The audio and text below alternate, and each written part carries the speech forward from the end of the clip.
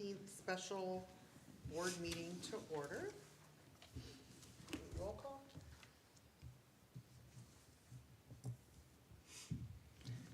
Yes, Saint Laurent, Here. Lee, Here.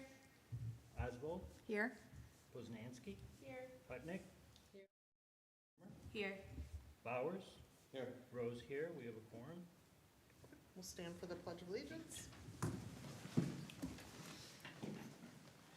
Allegiance to the flag of the United States of America and to the republic for which it stands, one nation, under God, indivisible, with liberty and justice for all.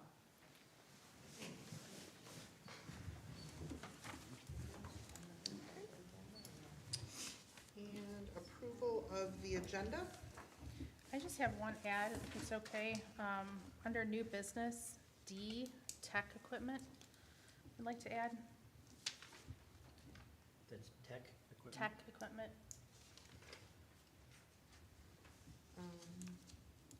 And then I'll make a motion to approve. We want to add budget Oh. workshop. And E, budget workshop. Okay, so we have a motion to approve the agenda with the addition of tech equipment and budget workshop under new business. Support. All in favor? Aye. Any opposed? Okay, agenda is approved. So we have a, welcome to our new board member, Melissa, so we're glad to have you here. Thank you, happy to be here. And then we can move on to approval of the February meeting minutes. I have two typos.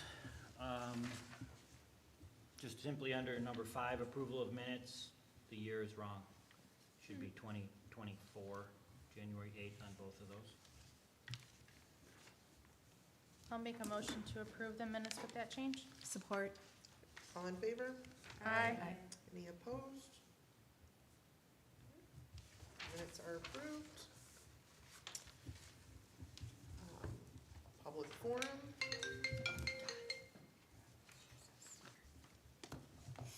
No one here for public forum, so we can move on to financial reports.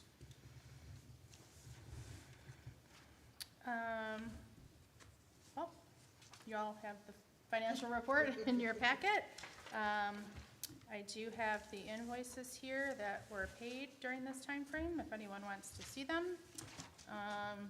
and if you have any questions.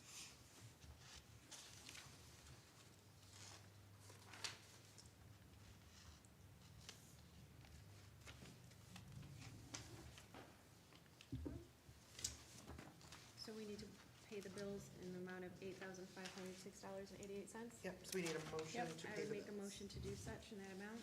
Okay, is there a second? I second. Okay, we'll do roll call.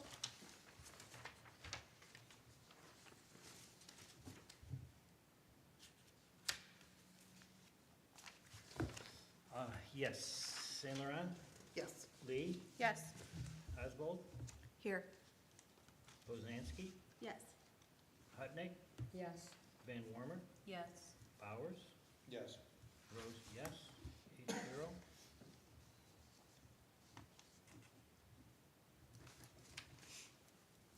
Okay, funding request.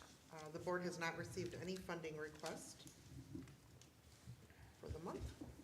So we can move into unfinished business. The first item is Michigan class investments.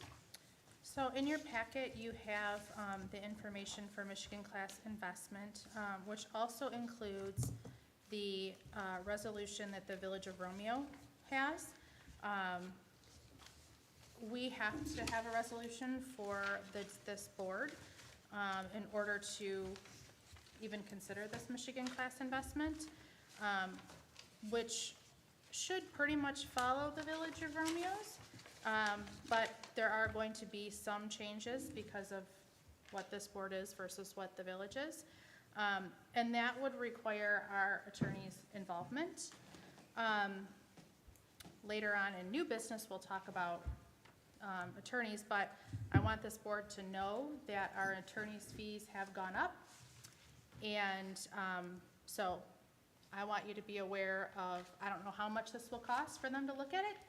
And if this is something we still want to continue to do right this moment, if we want to budget for it, hold until we do our budget. I just want everyone to be aware because it's going to cost us some money. And as I said, their prices have gone up. So Any estimates of what it would cost? I don't. I can tell you, A couple hours, a couple days, what do you think? based on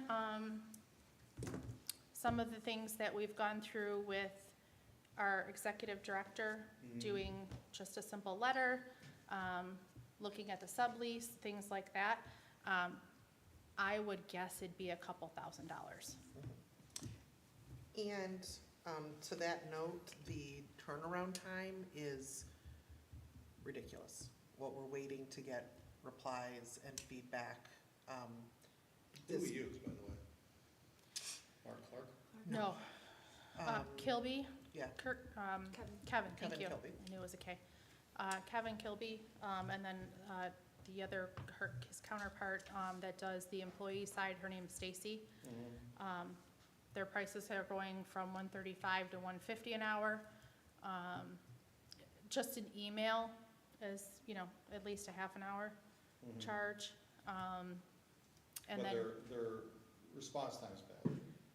you're gonna wait at least a week for any response, and then you have to follow up yeah. and We were find out what's almost going on. 2 Why- weeks did- for the offer when did we letter. Why did we select them? We've had them for a while. I don't Okay. know exactly how long, but it's been a little while. Probably, we're going on decades. Yeah, Should So we it's look something- for a new attorney? That's in the new Is that business. the new business? That's Okay. in the new business The only section reason I first. ask is the financial side is one thing. When they don't respond, then Yeah. you move on. Right. You know what I mean? That's just how I would Agreed. run. So for You're this not that important. so for this particular item, does this board want to table this for right now? How much money do we have in our account currently? Well, for our professional services, that is also on here to do a budget amendment. I think it is. Yes, budget amendment, because we are not going to have enough in professional services budgeted to pay our attorneys and Plant Moran, most likely through the end of this budget, this fiscal. So some of that is gonna have to be moved around. Right now, So you have enough, just not in the right spot. You need an amendment. correct, Right. Right, correct, just It's needs to not be like- reallocated. Gotcha. correct. I'd like to propose we table this, not make it go away, keep it on our radar, but let's get through some discussions regarding our attorney group right now, as well as the new budget year. Okay, So Support. so we're looking just to invest our money, like the village is doing. Right. That money that we invest, we have access to it at any time. correct. So I don't see what the downside would be to just not move forward with it. Our money's moving into something that we can invest in. and we can Correct. The pull down- it in and out as we need it. Right, the only downside is this board has to come up with a resolution, which we can follow what the village has here, but there are some items in here Sure. that has to change for the DDA, which would involve our attorney. So that's So it's So about it's- the allocation of funds for the attorney side. correct. If we want to spend that money right now, Mhm. to have them look at it and wait for them to get back to us this fiscal year, knowing how much, a couple $1,000s is going to have to go to this. Especially if we're gonna- This fund pays what, 5% back, something like that? It's about 5.5 it flows, but yeah. That's what we've been getting. Right. So we have a motion and a second to table. Do you have a date to table this to? Beginning of our new budget, that we're only 2 months out, right? That'd be July 1. July April 1. 18th? July 1? Yeah. That would be my date, July where 1. we would open it up and then make sure we get our, And in that time, we could do the attorney RFP. Right, and be ready to Make go. a right, then we'd be decision. ready if we make a change. Yeah, because you're looking at like almost $13,000 a year. Yeah. I'm sure that'd pay for any attorney bills, No, just in and definitely. of itself, so, Correct. or nothing, So I don't see, the downside is just how long does it tie your money up? If it doesn't tie it up at all, then I don't see the downside. Kind of a no-brainer from what the village It's a is no-brainer. showing with this. We should have, We're Yeah. at 60 to 70 grand now since sometime. should have done December. probably a long time ago. Money sitting in the bank is losing money. You lose 3% to capital, to just the economy, you know what I mean? So, Okay. John is in motion, So, I guess. want to take a roll call of tabling this until the June meeting, when we will have an answer on the RFP and do our budgeting? That's what you'd like? That's what you said, right? Your motion. I don't know if you need a I motion or I what. don't, Saint Laurent, Yes. Lee, Yes, Oswald, yes. Poznanski, Yes. Hutnick, Yes. Van Wormer, Yes. Bowers. I'd like to table with the idea that we're going to move forward. We're just tabling it because we need to find out a new attorney or attorney fees. But I think this idea should be done as speedily as possible. So I would agree with you, yes. And then just for clarification, that's what I meant by my motion. is Okay. Just until we're ready to go. Yeah, Absolutely, fine. and then Rose is yes, so motion passes.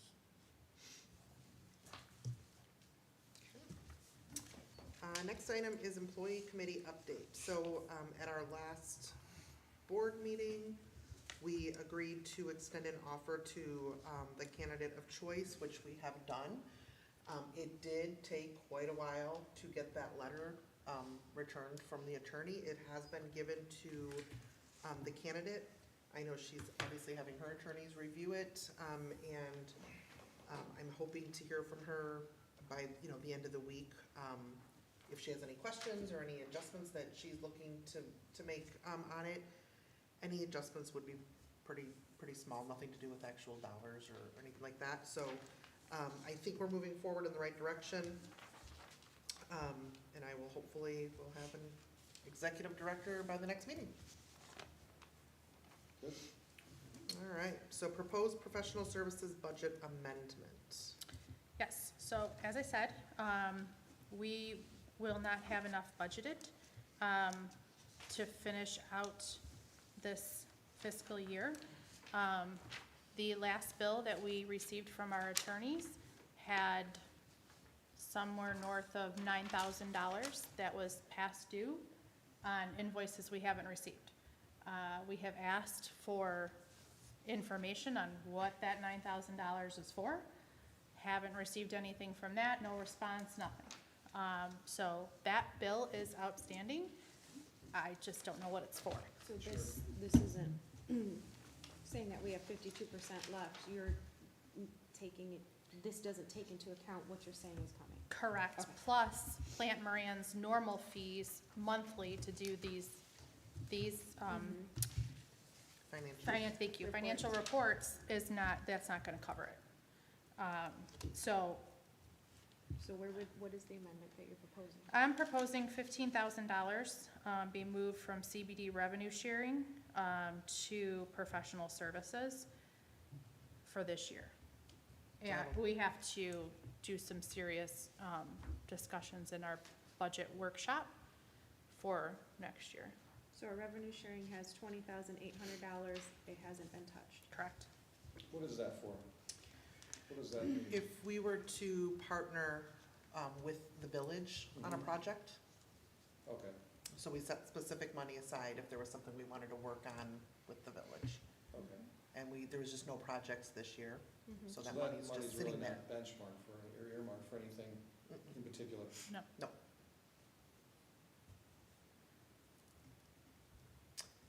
So that would be my motion, to move $15,000 from CBD revenue sharing to professional services. Which will cover the cost of our professional services through the end of the fiscal year. I'm Why hoping don't- so. Why don't you just move it all? If you only have so many months left, you know there's not gonna be a project that you're working with the village. Make it safe, Yeah, there's not gonna be a project between now and June. and then you don't have to do another It amendment. might be handy if you have to pay a retainer to a new lawyer.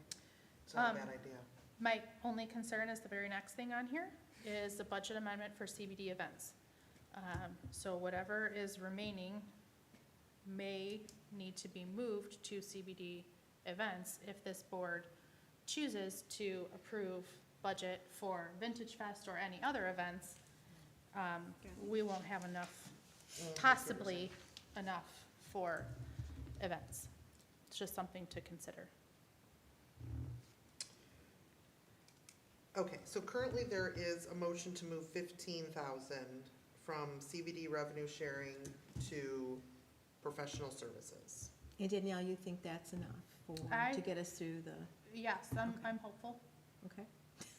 Unless they come up with a Yeah. surprise? See what comes in the mail. And why Is don't there you any move the rest of it repercussions to to- downtown Oh, events? sorry. Sorry, That was next, it was just next on oh, the agenda. I apologize. No, it's okay. Is there any repercussions to them for not providing itemized billing in a timely manner? I mean, there could be, and then we'd have to get another lawyer, go down a rabbit hole of paying another lawyer to deal with this lawyer to iron that out. Gotcha. I'm suspecting that invoices were just sent to previous board members. We don't have those emails anymore. It's And I believe the previous executive director. correct. So we don't have that information. And So it could have been many emails from the director and other board members that they were emailing the attorney? No, I think that's. I mean, it in- could be. Well, could be, it but. could be I'm what the, just bi- asking, yes. yeah, could It that have be been- what the Well, bill- not yes and no, because only certain people are Yeah, we can't Yes. bill it. able to bill. So it would Okay. be the executive director, the chair, and the vice chair Okay, can incur professional expenses for Okay. our, our bylaws.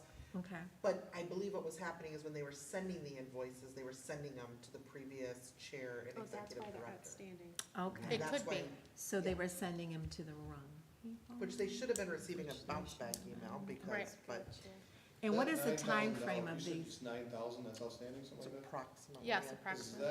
Is that something that you foresee being like an annual type, or is this something that was due to the whole last administration and all that? That's my guess. Okay. But we haven't But seen them I don't yet. know what the invoice is, so I But, I don't know yes, what but it we is. don't- Something we to don't- budget for in the future. Huh? No, and we don't pay them on a retainer basis, so No. it's based on work done, so it's gonna be something that they have done for us. We've And gone that- a decade without even spending $1,000 on an attorney, and it hasn't been until recently that this has 9,000 is a lot. come up. Yeah. I would And assume then they did some. something pretty substantial, you know. Yes. Yes, so that's also something that we need to consider when we look at the budget. Okay, we incurred this year because X, Y, and Z versus the last 10 years.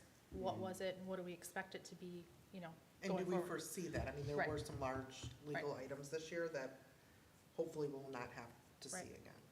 Yeah. Well, I think we're being a little more proactive in our director Yeah. pamphlet, so hopefully 100%, yeah, I mean, even, yeah, we'll fend off any legal problems in the future. for sure. I would second to amend that budget change to Okay, transfer the funds that you were talking about. so we have a motion and we have a second. So- But I would like those bills to be reviewed, not just arbitrarily paid. They will That's why come. they weren't arbitrarily paid, yeah, Right. exactly. And I know yeah. you're not gonna do Yeah, that, I'm just yeah, yeah. saying, let's Yep. make sure we, Yeah, they'll be vetted. Is the motion to move 15 or all of it? 15. 15,000. So what's do we know a figure between now and end of fiscal for Plant Moran? Plant Moran's normal monthly. Let's see if I have one in here. Oh, we didn't have one. It's roughly $1,000. And do the 9,000 that you're discussing are invoices we don't have yet, which we will take a look at? Correct. Between now and the end of fiscal year, additional professional service, or additional legal fees? Do we know? So it would be April, May, June, so 3 more months, roughly, I'm gonna say $3,500 possibly, Total? total. Okay. And that's just for Plant Moran, that's my guesstimate, And outside of Oh, that for Plant 9, Moran. yes. yeah, that's the Plant Moran part Oh, of. and then additional for, So there's this 9, assuming it's all right? Valid. valid, and then we're waiting on an invoice for the job offer letter, correct? We don't have that. but we don't have that yet, but we also don't know if there's gonna be any changes, so, well, Correct. I guess. I would suggest maybe So- amending this, this is your call, but if we're not gonna use that revenue sharing, and we sound like we're gonna be using a lot of legal fees because we're hiring people, why don't we just move it all over there? And then we don't have to keep coming back to the table. Because we're gonna need Is to there a move some of it, downsize? yeah, well, we're gonna need some of that money to go into CBD events. Because if the board votes to have Vintage Fest this I see. year, Okay, then we gotcha. gotta You move don't some have money there. funding for that. Yeah. Okay, that makes sense. So what it sounds like is $2,500 between now and the end of fiscal year for legal fees, is what you got left. Is that gonna be enough? No, we're gonna add the 15 to that. Yeah. I think he means that's coming out of the You 15. got 15 of that, minus 9, minus 3,500. Oh, I see what you're saying. Yeah. I see. And plus the seven that's in there right And now. plus There's already 7 I in there. apologize, you got 7 in there Yeah. right now. Okay, then, so we should be. We So should then we have, should we be have okay with a little quite a bit bit of of a buffer. I'm good, Um, okay. I wasn't Yeah. counting with 7, thank you. And it sounds like legal fees have not been such a devastating budget buster in the past, so, No. No. And I'm hoping that they should go away right. as we move forward. So we had, who is our motion? So we have a motion by Danielle, I second. it. second by Paul, to move 15,000 from, revenue sharing to professional services. Mhm. So if there's no more discussion, we can take roll. Saint Laurent, Yes. Lee, Yes, Oswald, Yes. Poznanski, Yes. Hutnick, Yes. Van Warmer, Yes. Bowers, Yes. Rose, yes, motion carries 8-0. Next item is Shakespeare in the Village, you so. missed the Budget CBD amendment. event. Oh, sorry. Yeah, no, We we just wanted talked them about to it. allocate the rest of the funds. that are Budget invested. amendment discussion, yes, let's do that. So what's the balance? 58. 5,800. Man, you guys are good at that. And Is right that now, gonna I be mean, enough? we have, we're discussing Vintage Fest down in new business, but you can see in your packet, the last estimate was $7,600. Actually, it's incorrect. Okay, what is I it? forgot to add the 2,000. It's 96. Okay, so 96. Fundraising to do. So, that means, CBD events right now, we have $14,837. I think, unless there's any other events, Before the end of the year. before the end of that fiscal year, this would be the last real spend in there. So we really don't even need to make a So budget amendment. it's possible we don't need to make a budget amendment seems like a- unless something comes up where, Hold on, where Go are ahead. you reading? 'Cause now what am I'm reading something different. so actual and CBD events is 14,837. Then why, I'm looking at the then why do I remaining. have remaining is 1,900? We only have 11% That was what I remaining. was questioning. I'm like, what do you see that I don't see? Oh, we spent 14,000, Yeah. I'm sorry. Yeah. So I'm we sorry, need- sorry, we need a sorry, sorry. substantial amount. Yes. We're gonna need money So from you all need this. Yes, all of that? yes, Yeah. you're right, I do, We're gonna need all that plus more. yes. I was like. Thank you, I was looking at the wrong column. Yeah. So, yes, if we, I second that motion. Okay, so we're motioning to move the balance to CBD events. I don't know, who, Oh, I thought that's what you were saying, that was your 5,800. I'll make the motion to move the remaining 5,800 to the All right, CBD. so we have a motion to move it. Do we have a second? And then we can discuss. Yeah. Second? Oh, I'm sorry, Bowers? Yep. So, 5,800 from CBD The- revenue The share? balance of the, two events? CBD events. Correct. and then we'll have to talk about, I'm sure later, how we fund the rest of it. 'Cause Mhm. we're gonna be pretty substantially short. Yeah, and we have to go through the event and what, yeah. So we have a motion, a second, any discussion?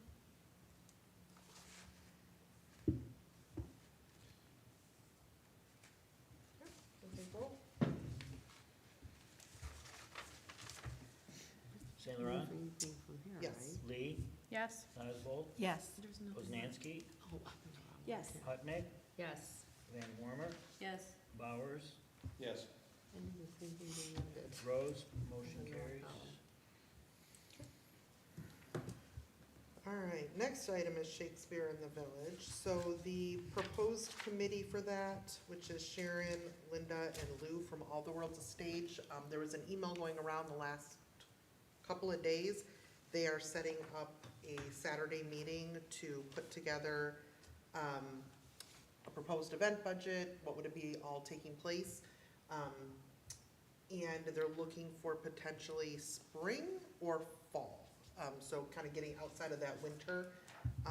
But so either, well, I guess I should say this coming fall or the following spring is when they would be putting the event on. So that's where they're at with it right now, and hopefully they will be here at our next meeting to give us presentation with a fund request.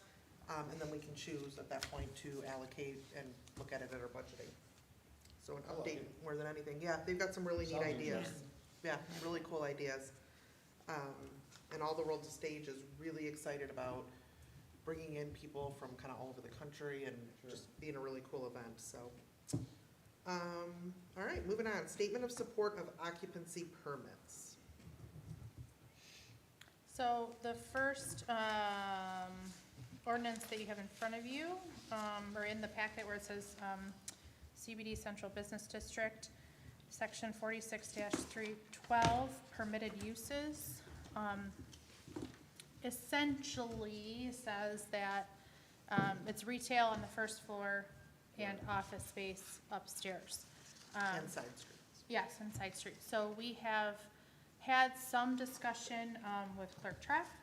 We've had some discussion with Planning Commission Chair regarding this and what happens when somebody comes before Planning Commission and asks for a special land use and what the loopholes are and all of those things.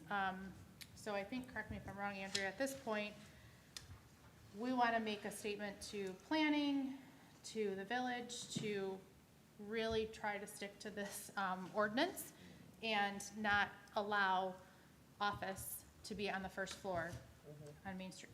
Yeah, I guess that was my question, is what are we looking to get out of this? More like, hey, we want to support to make sure we follow our own Our village. own make sure the policy's Ordinances? enforced. Yeah, the Yeah. ordinance is enforced. I mean, because you have a multitude of businesses that don't, but they're already probably grandfathered. We They still are. need to Right, continue but those. going forward, making sure that occupancy permits are not issued to Right. non-conforming Yeah. businesses.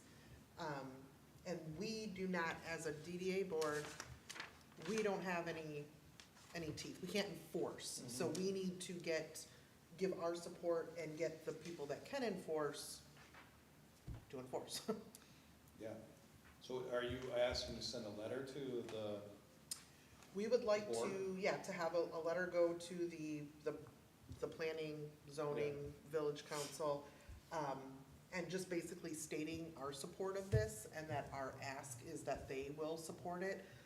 We have met with Catherine Trapp, and we have offered to take on some of the legwork of it, you know, of being that first point of contact. So any way we can help make this happen, we're happy to do it. We just don't have the enforcement ability. I have a question. Is there ever a time where the three meet together, the council, the DDA, and planning, in discussing situations like this? Like some sort of a workshop or anything? Something where we could all get together in one room and just currently there put it isn't. out on the table. I know that I mean, we but- did in Richmond, we used to have workshops like that where we would. So you're get asking more together. like the historical society has, or maybe we don't have like a say, but we have a say, kind of at the same But, time.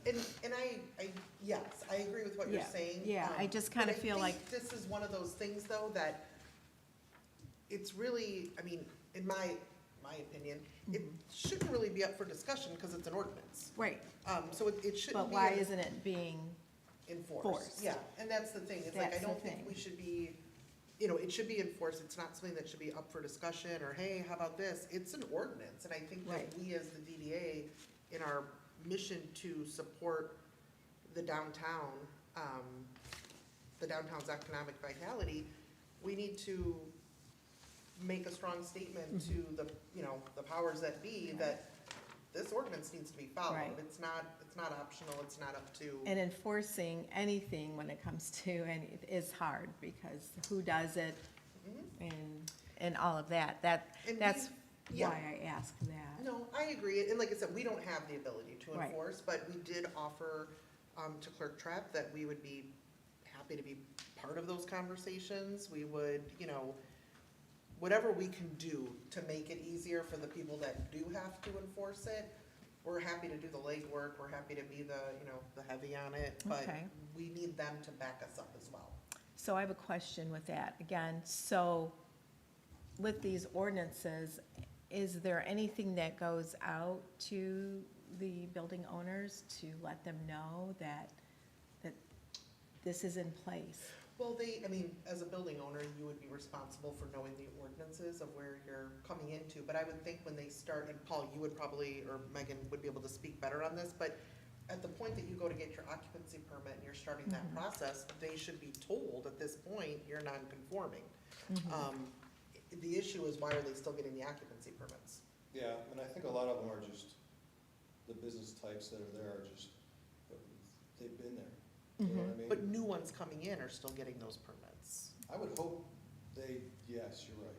I can't argue with that. That happened I like think there's, a month ago. yeah, I think the issue is that ordinances can be up for interpretation of what you believe that actually says versus what I believe it actually Right. says. And, a simple part in here states something to the effect of, if there are no other places that business could be, then they could go and get a special land use.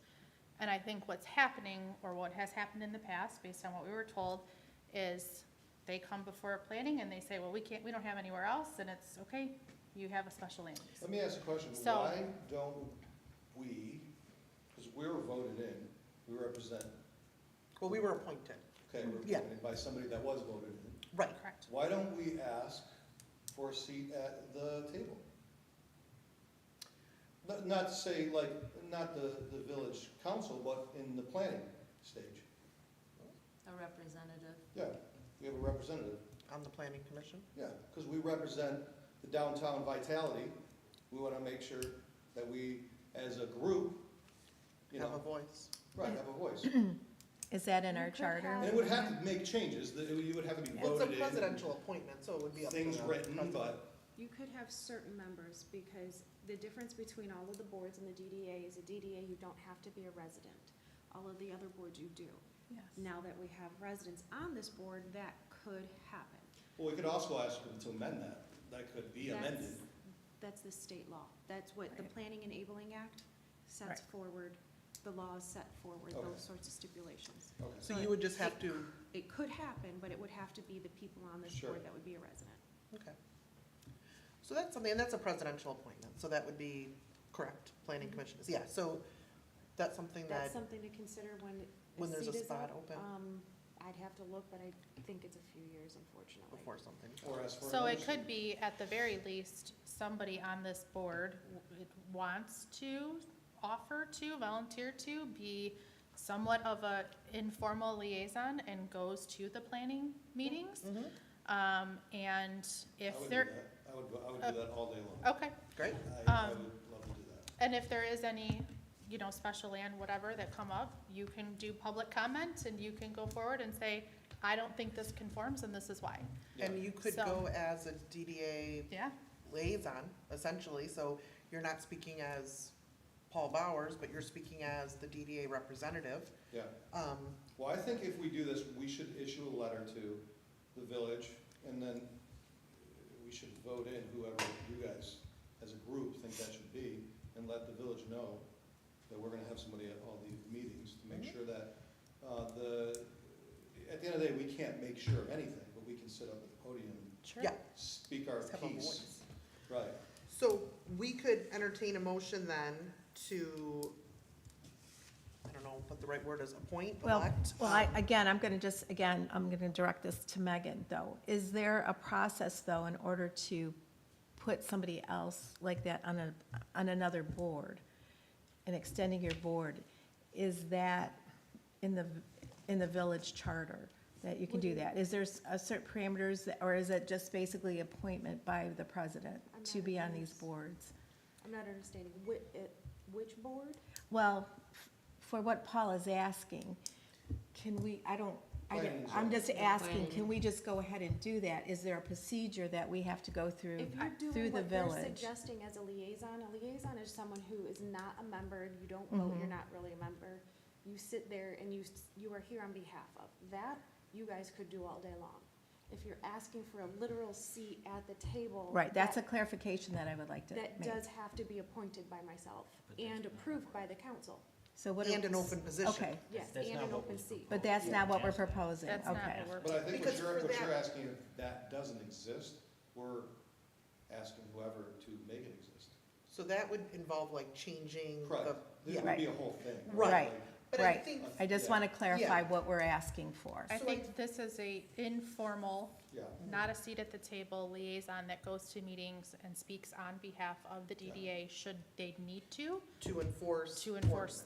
I think that would be good enough, because at the end of the day. It's a we're good not- start. Yeah, it's a good start. It's a start, I yeah. mean, to make all these changes to Yes. the way. It could take it would forever. take Yeah. years to do. And Right. that's, yes, exactly. So if we can have a motion that we would appoint, Paul volunteered to do it, Paul as the Planning and Zoning Commission liaison for the DDA, who would attend meetings and speak on behalf of the DDA board. I make the to motion. I'll make that. enforcing- Yep, let's do Kathy's it. in. Okay. It's in. I love the idea. The only caveat I add to that is I would rescind myself from any of my own personal Sure. developments. Of course. So when that happens, you could surely have somebody else. Yeah, someone could represent step the in at DDA. that. I'll step in for you, Paul, if that I'll happens. How's second that? it. Okay, so we have a, It's the first Thursday of every Yes. month at 7:00. So you'll have the first Monday and the first Thursday. Nice. don't plan anything that Surely week. not busy enough, so. You just got yourself a second meeting a That's fine. month. I'm, It's important. yeah, I mean, I think it's important. I think that once we set a precedence that we're not gonna lay down and not gonna allow these things to happen, if they happen, they happen, but at least we can get up there and I agree. speak And I about it. think, yeah, speaking on behalf of the DDA board, There's a and- lot of empty spaces still in the village. well, and that's where the question comes in, is if there's not another space available. When we were talking with Clerk Trapp, there is a business district, and maybe people don't realize that, but there are places for all of these non-conforming businesses to be, and if we need to be the catalyst to show people where those are at, then so be it, we can absolutely do that. Well, a lot of these just have to be on the But- second floor. It's Second like you floor, can be side there, you streets, just can't but be on the first floor. Just because I Right. don't want to be there, Right. doesn't mean that circumcedes the And- ordinance. Is there anything that can be done for some of the businesses that are there that are not compliant to be given a time frame to become compliant? Well, they're gonna be compliant just because they've already received their Yeah, they're occupancy permit. grandfathered. They're in. Gotcha. Right. They're in.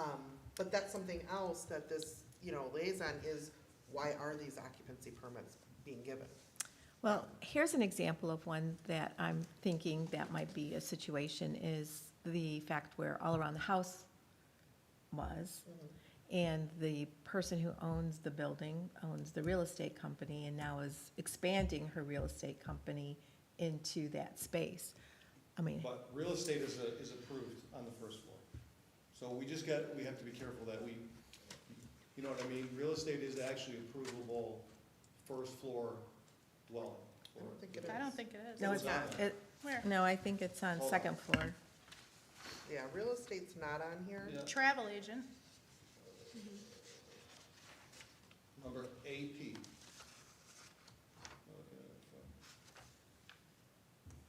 But then that would fall under being grandfathered See, I in. mean, these are the Right. arbitrary But she things isn't in that it, are right. open-ended. Well, no, Yeah. AP says, provided that for any building located or fronting on Main Street, it's above ground floor. Okay, yeah. Yes, it is. So, and part of that issue, that we actually tried Deep to dive address, Yes. and did a deep dive in, is that the, tax ID is all one, so it's one building. So it's technically one legal address. It's one legal address. So They added an A for all around the house to have a separate address, but it is technically one building. So these are some of those loopholes that we're exactly talking about. Right. They didn't need a special land use or Because anything. the original address. So The she ad- doesn't need the land I use do for- not believe so. Okay, That's what we've. That is my understanding, because um, it's one tax. And we ID. went to the county sites, we pulled the plat Mhm. numbers and everything, so. yeah, okay, Because the original address, right. that Yeah, one's one of those ones. Okay. But in general, moving forward, we really need to be ahead of this, because we could very quickly end up with a downtown full of well, not what the DDA is here to promote in Right. every place. Well, like the the southeast, that is all just, there's no business there, that anybody would walk over there. Yeah, You have the coffee, people, they're adding some value, that's great, but other than that, it's all professional services. yeah, it's kind of it So at like, I don't know, kills the 4 block. o'clock, or- Yeah, there's nothing to do over there, you know? absolutely. Okay, so I don't know, we need to vote on this. We have a motion and a second to appoint Paul Bowers as our Planning and Zoning Commission liaison on behalf of the DDA board. Want a roll call? I don't know. Let's do it. Yeah, What's who's the second? Marty, I think, right? Yes. Marty, you Yes. seconded? Yes, Marty did. Okay, sorry, you want a roll call, you said Saint Laurent, yes, Lee, Yes, Oswald, yes, Poznanski, Yes. Putnick, Yes. Van Wormer, Yes. Bowers, Yes. Rose, yes. already said yes. All right, motion passes. I would also wonder if the board would want to request an audit or an update. I mean, if you look at the list, what are your goals? Mm-hmm. Do you want, does China and glassware shops really apply anymore? I was just thinking that. Coin and stamp Video store, shops, These got a lot sorts of video things, shops and if you, coming up. I mean, that's a request, but just putting it past you, that is something you could ask for. Well, and maybe, Paul, like, at one of your first kind of Yeah. moments at the podium, you can introduce yourself and your role, and then that's something that maybe would be the next thing that we do, is request a review of it. Yeah, But I think we should introduce, just through public forum at the next meeting that you attend, which would be Thursday. Oh, no, not till April. not till April, Um, because we're in the no, second week now. Yeah, I'm so, really excited. but I think introducing yourself to the board of, this is something that the DDA put in place, and, But also, I think, I'm throwing that idea out there in the premise, though, of this board needs to figure out first what you want, before you even ask for that. yes. Have the conversation yourselves, at the workshop or whatever it you're gonna do, Mm-hmm. maybe with your new director. What is the goal and the vision? What is the intent? And then not only that, so we put this in the ordinance, and now you're going out and you're enticing those people. Yeah, I agree. So that's something, yeah, absolutely, once our director's on board, we can make a subcommittee and make that a project. So and the board has to also decide, are they ready to say no? Because it seems like that's been the problem. Are you ready to say no? And what does no mean? They do say no at times. We did have a business come, outside the CBD in the office that wanted to be a CBD, talked about expanding, and they didn't wanna, and then there was this parking thing, and Sure. anyway, so that it didn't happen. So there are times they do say no. We just need to make sure that it's more consistently done. I mean, it shouldn't be this gray area, it should be a case of either conforming or non-conforming, that's the ordinance, and, And if you're non-conforming, there might be a value to bringing you here. And at that point, it will be judged on a case-by-case basis, And- absolutely, and non-conforming, there might be a value to develop our business district. And helping them find the locations where they're best suited, and helping fill, upstairs locations, and making sure that, they may get better rent going upstairs, and if you don't need foot traffic, it Right. might be a great setup. I like it. Good. All right, next item is request to rescind the payment in lieu of parking ordinance. So, And this kind of ties into the ordinance we were just looking at the very end, the very last page. So the village council put together a PILOT committee to discuss this ordinance. And I'm on the committee. Nate Bartholomew's on the committee, the chairman, of the planning commission, and Catherine Trapp. So we've only met once. But the overall sentiment of that subcommittee is this ordinance has gotta go. It was one of the shortest committee meetings because everyone literally agreed on everything in 30 seconds. We're like, okay, that's that. So we are losing people who want to come to do business in Romeo. The cost is prohibitive. We've looked into it. The charges compared to other cities just doesn't make sense. So one of the things that this committee was tasked with, which I don't think we did a very good job of doing what was asked of us, which was find a way to enforce it, and our response was just don't do it. So we have yet to meet again, but I again, we don't have the teeth to enforce or not enforce, but I think that we need to make a request just to rescind this ordinance in general. It's a business killer in the downtown area. Absolutely. The study's shown is not that we have a parking problem, but we have a parking management problem. That's been discussed quite a bit. Well, I think it also goes back to what we were just talking about. You have businesses that they're not the right business for town. We have a square peg in a round hole. So what are those doing? They're all throwing off all the parking. Yeah. They're trying to run, whatever company.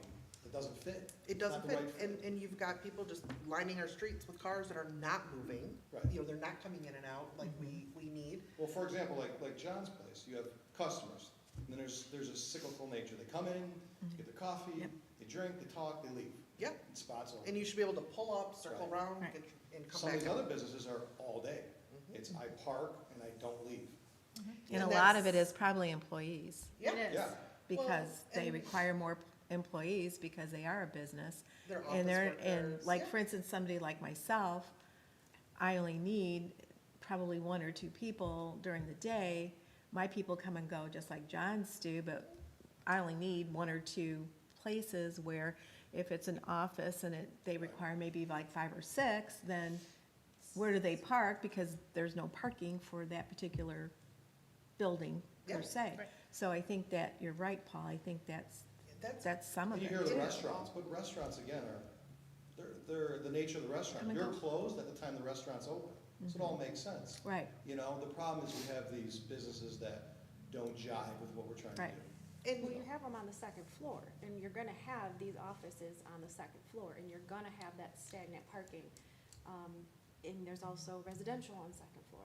So There there is gonna be a portion that yes. just. but then you isn't- But dedicate part of it. the issue Then is it gets the management. dedicated. So right. we, and there's a lot of different ideas that were tossed around at that meeting and in different meetings of, the open spot that's kind of, the parking lot that's kind of outside by Marty, further back.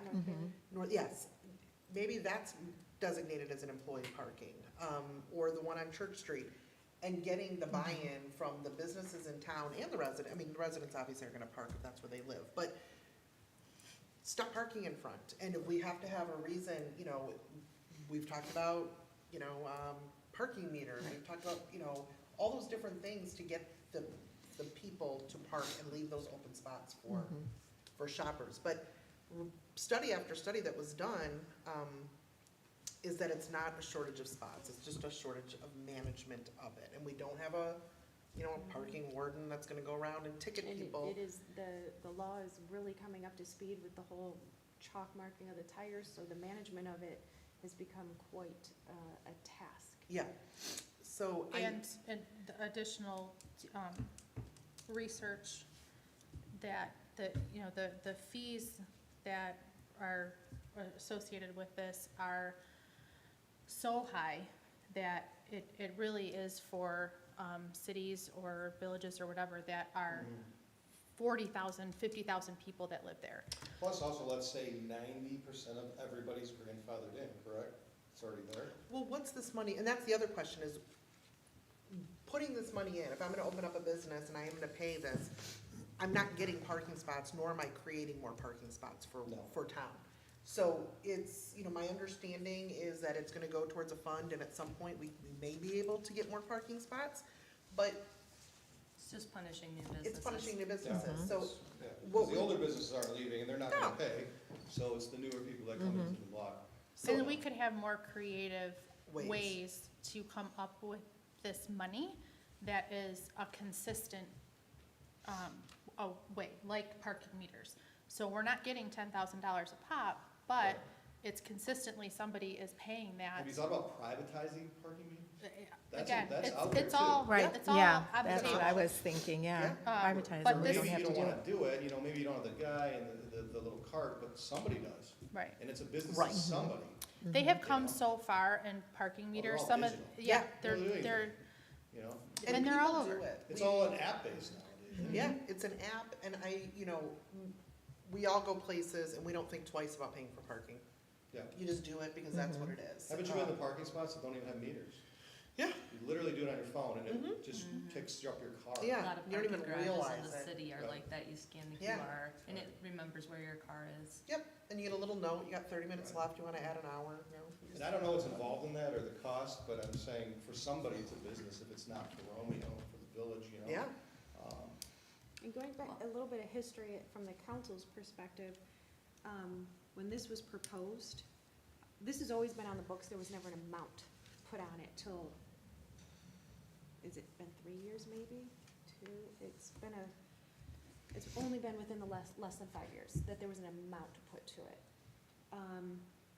At that time, there's businesses coming, current businesses coming saying, you're allowing more business to come here and it's going to hurt our bottom dollar because there's gonna be less parking spaces for us, for our customers to use. So it was really a request of the current business owners to do something. Was it done a little too much? I concur. I pushed back and where did this number come from? And it apparently came from a neighboring community also did it and took into consideration the parking lot that was just created on Church Street and then divided it by the 12 or 15 parking spaces, therefore each one costs that much, so this is how much a parking space costs. I don't think we need to recoup a literal parking space off of every business. yeah. I would be okay with a different way of recouping it, but there still needs to be some way so that when, for instance, when that spot on Church Street came up, if we had something set aside or some sort of fund, we nabbed it up and paid for it. We were lucky that that one was cheap enough. So, and correct me if I'm wrong, that in this ordinance, it's actually saying that this is a CBD fund that the CBD holds? Or am I,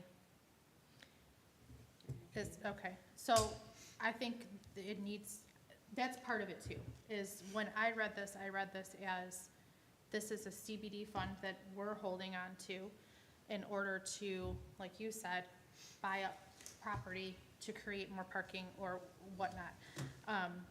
So I don't know if this piece is also part of this review that we do of this whole ordinance, because it's all together. So if we're reviewing the occupancy, I think we also need to review this section.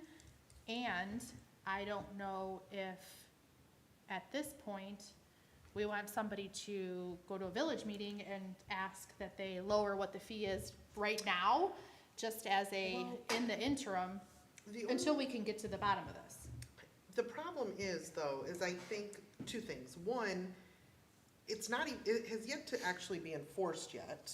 Right, because So there all was it's- never any directive. Yeah. And Right. so the last president and clerk never really did anything. I came in and said, okay, what are we doing? And they're like, well, I don't know, we've never really done it. So then that's where That's where the like, committee- figure out the teeth for it then. But Yeah. the problem I have with it is two. One, we're not enforcing it yet because we don't have a way to do it.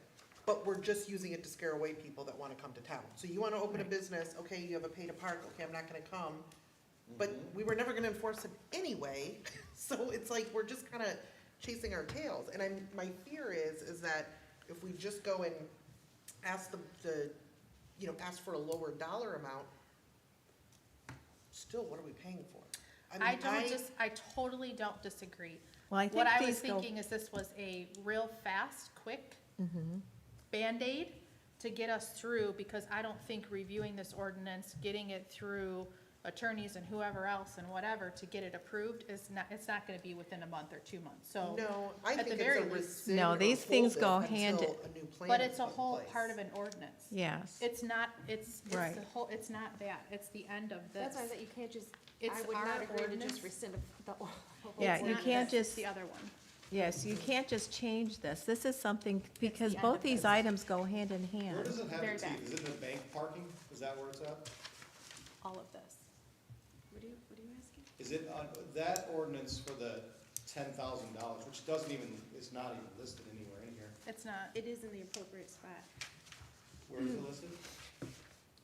If, I've never actually found that. if the ordinance and website was updated, it would be there. Okay. Where would that fall under? Bank parking? I have to look. It so should be to your within point, Andrea, Mm, to your point, Andrea, we I see what you're can't saying. rescind this whole ordinance. Right. No. I This is gotcha. just a section, and in order to put a Band-Aid on it right now, should we go to the village board and say, will you consider making this fee $5? I don't know, you know what I Yeah, mean, like, yeah, seriously. something $50, I don't know. Put a Band-Aid on it for right now until we can get this whole ordinance looked at and say, let's remove this. This, But yeah, is there a fee? That's all, is there a scheduled fee? Yes. Do we have to change that to $10,500. to Yeah. get this ordinance changed anyway? Well, what You're she's, asking them to redo the fee, right? if we just were able to address the fee part of it, and if we, like, if we made the fee $50, $5, $1, the ordinance is still in place, the fee structure is what's changing. The fee Right. is what is lower. so let's put a Band-Aid on it, change the fee, but this problem's bigger than that. Correct. In order to actually correct this, and again, I'm gonna go back to the workshop thing. I feel like with both these are together, the parking and the occupancy, Yeah. yes. So I agree. I think we should, let's put a Band-Aid on it. Let's change the fee to like $5 or whatever it is, so we're compliant. But then let's look at the future and let's put this together. So for instance, like on planning commission, I would assume that when you go and you're looking at a new business coming into town, again, this is not an existing building, but a new business, you have to look at how many parking spots that you're allowed when you're, so let's say if it is a retail shop and it's so many square feet, they might require 10 parking spots with that. I don't know where we're at with this because this is a central business district, so obviously that works differently because there's no place other than what we already have. But I feel like if we can come together and have a committee, maybe not all three together, but people from each one of those to be in a committee to, let's work this out and let's change this, let's look at both together I agree. and do something with that, and let's all come up with a solution together, because we know this needs to be done, but then we can beat our heads up against the wall and say, okay, let's do this, and then say, let's go, present it. Well, they may not, if they're not in on it, they may not, no, that's not gonna work.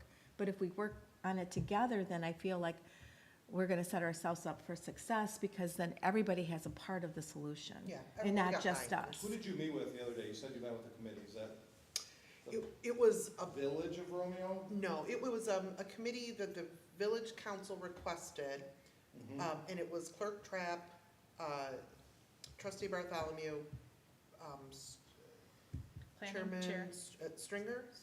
Stegner. Stegner. Sorry, and myself. So they brought someone from the village, the planning, DDA, and Clerk Trapp to meet. But the ask of that committee was not to evaluate the ordinance, but it was to put together parameters to have it enforced. All four people said we don't want to enforce it, so it kind of stalled out.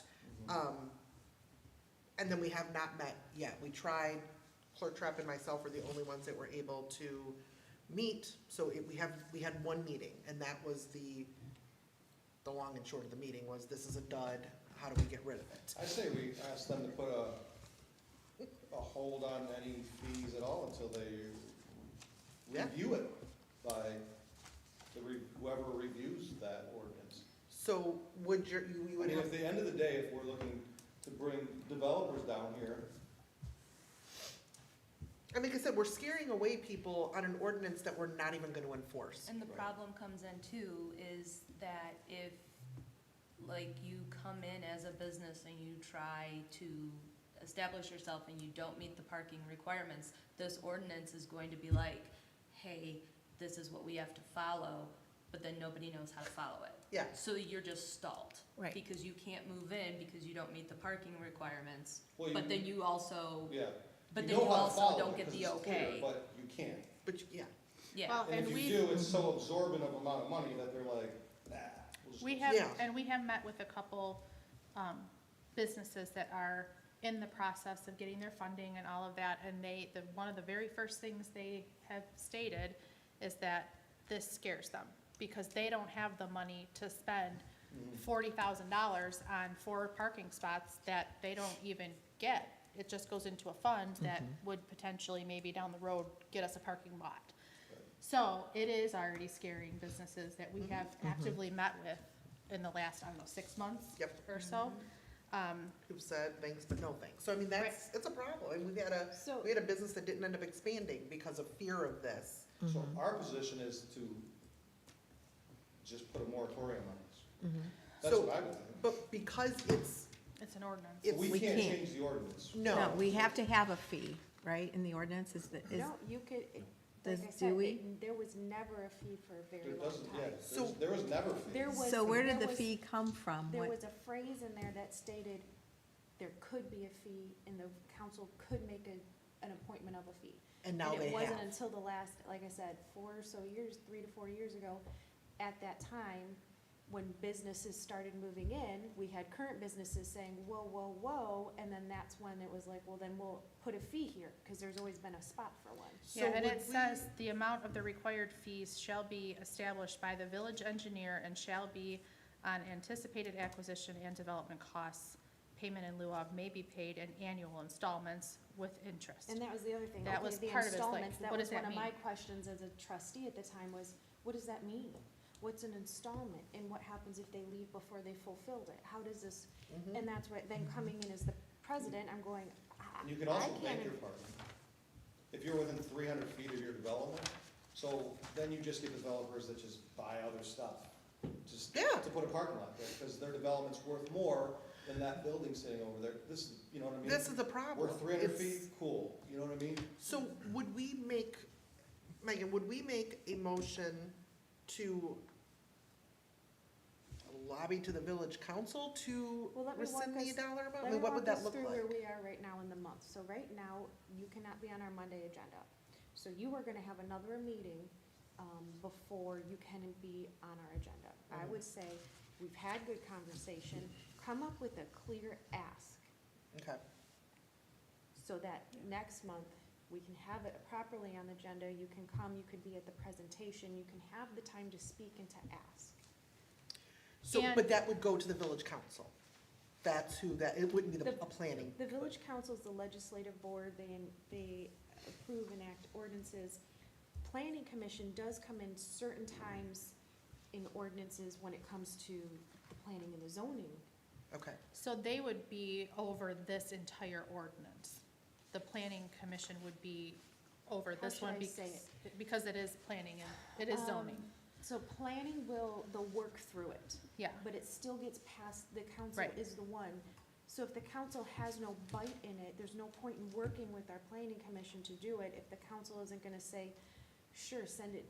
right, Or the Right. planning could do all the work, you guys could do it, and they're going, yeah, we weren't interested in that anyways. right. got it. So, So we should perhaps have like a couple of people work on what that ask is, so that we've got, I'm sorry, but if I can interject. Yeah. I think out of respect to the process, all that you should be asking right now, Indra, is as the DDA representative on the PILOT committee, is to take to the PILOT committee the DDA stance. This is a PILOT committee's job to no, come to the trustees with an ask. No, the pilot committee was not asked to do that, and that No, was something they were that was brought supposed up. to figure out how to make it How to happen. How to enforce it. enforce it, that's So what the you- so- answer that they're looking for. Okay, so is this committee gonna be dissolved, or doesn't? That's up to the village council. So we met once, everybody said they shouldn't even have this ordinance, that was what the committee essentially said. When Clerk Trapp kind of reported that back to the village council said, that's respectfully, that's great, but that's not what we asked you to do. That's not what this subcommittee was created for. The subcommittee was created to give the village council steps 1 through whatever to enforce the policy. And since then, the pilot committee has yet to regather. So, So we more or less want to just give them our stance of what we, That's all we as can do. your downtown development representatives, think you should do. We don't really have any say in I it. think we have to actually take this ordinance, propose new verbiage, what the change should be, if this whole section is just removed, if we have an idea of what the price, whatever that is. And that then is brought to not this meeting, but the next Right. village meeting as a presentation. Because when we have a presentation, you can speak longer than just the public comment 3 minutes. so we could, at this board meeting now, we can create a subcommittee to do that, reword what we suggest this should be. We can then request to have a presentation at the next village council meeting. Do we want to bring any professionals that we could? or- That would be up to the subcommittee to decide how they want to approach it and make their presentation. And we Can would the- then have time, sorry, I was just gonna say, we would have time for this to come back to this board, because our meeting is before that Yeah. village meeting, and this board could look at it again, make any changes, and then it could be presented. So let's Could form the that committee overall- and take this to there. Sorry. Could the overall cost of this, the fee actually, could that be changed without rewording the ordinance? Because Yes. I think it takes like years Yes. to reword an ordinance. Because, yeah, the fee is not in the ordinance, so Okay. it would be changing the fee structure. So I guess, is there 3 people that want to work on this subcommittee that we're also passionate about changing this?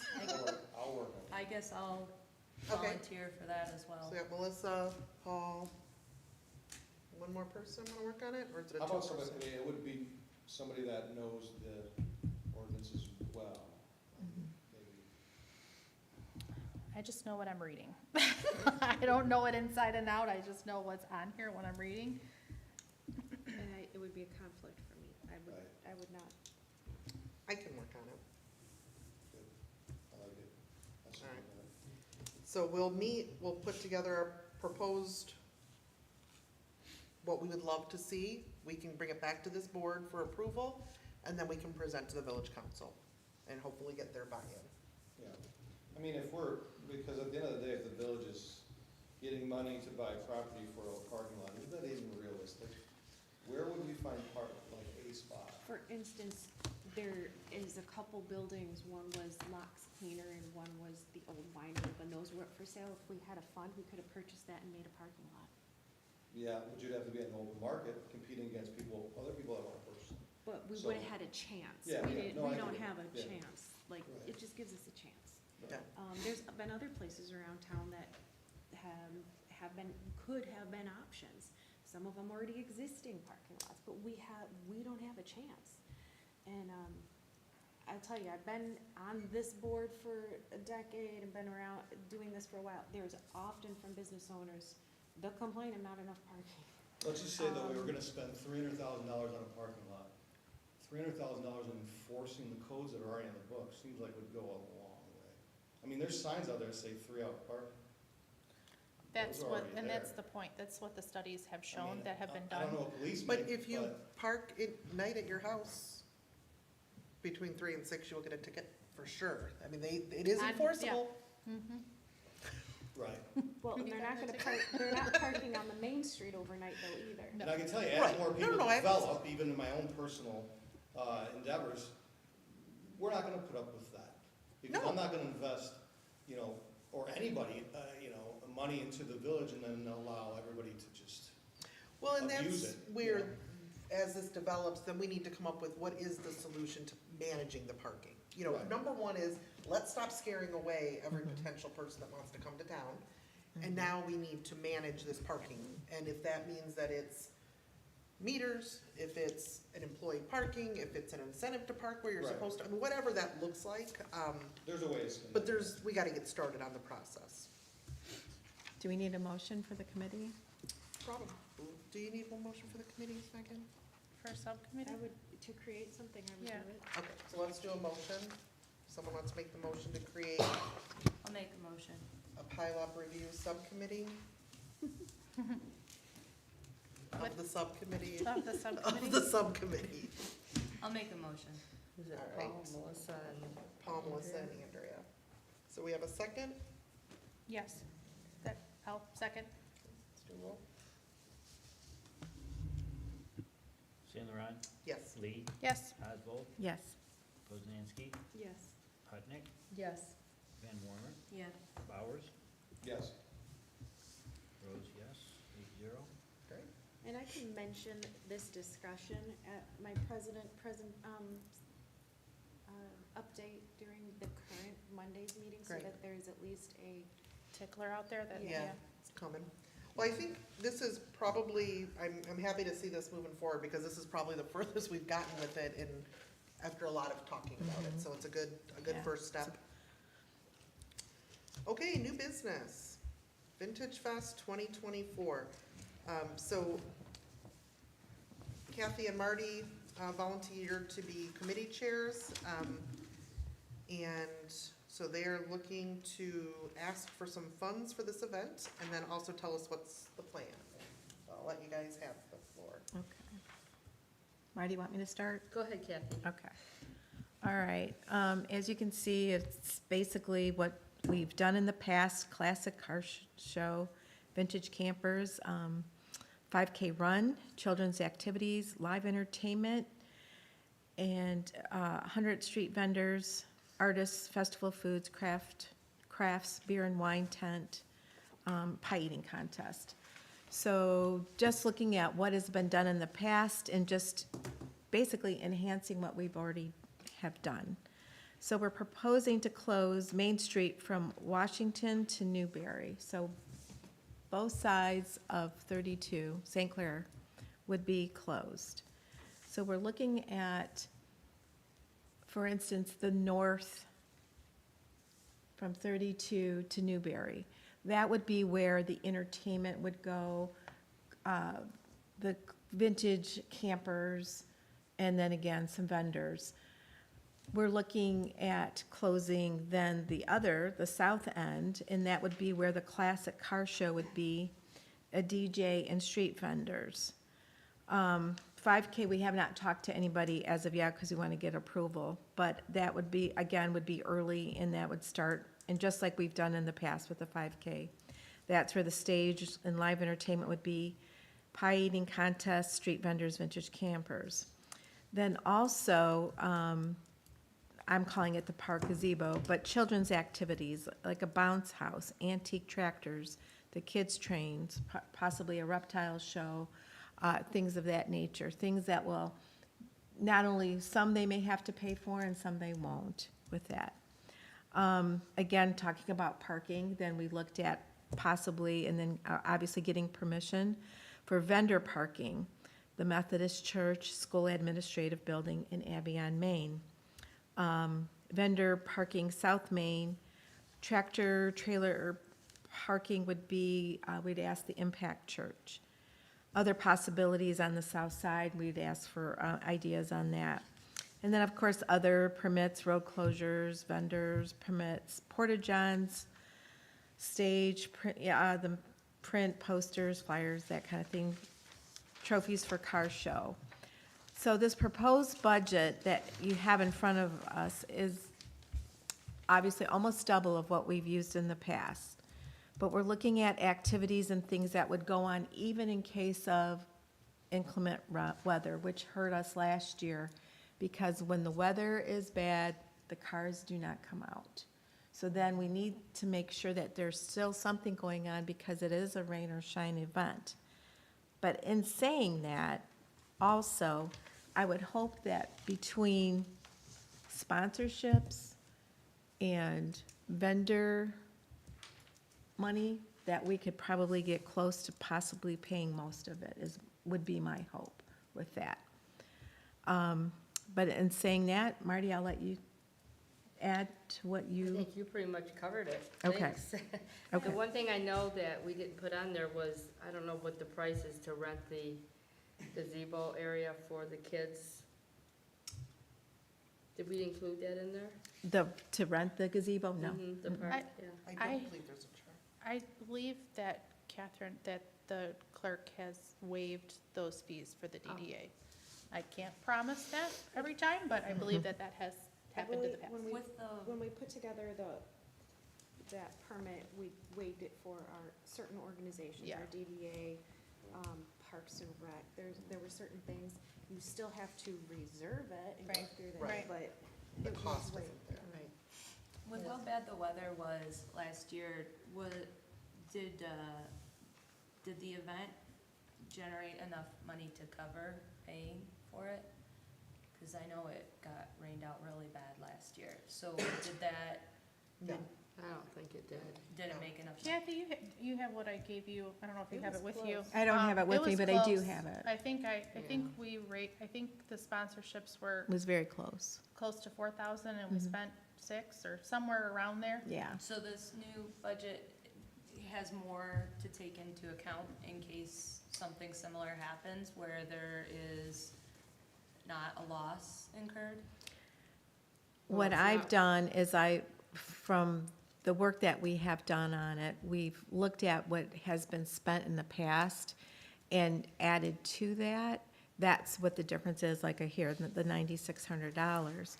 But what we have not included in, on the positive side, would be like sponsorships, classic car entry fees, and the vendor fees to offset the budget.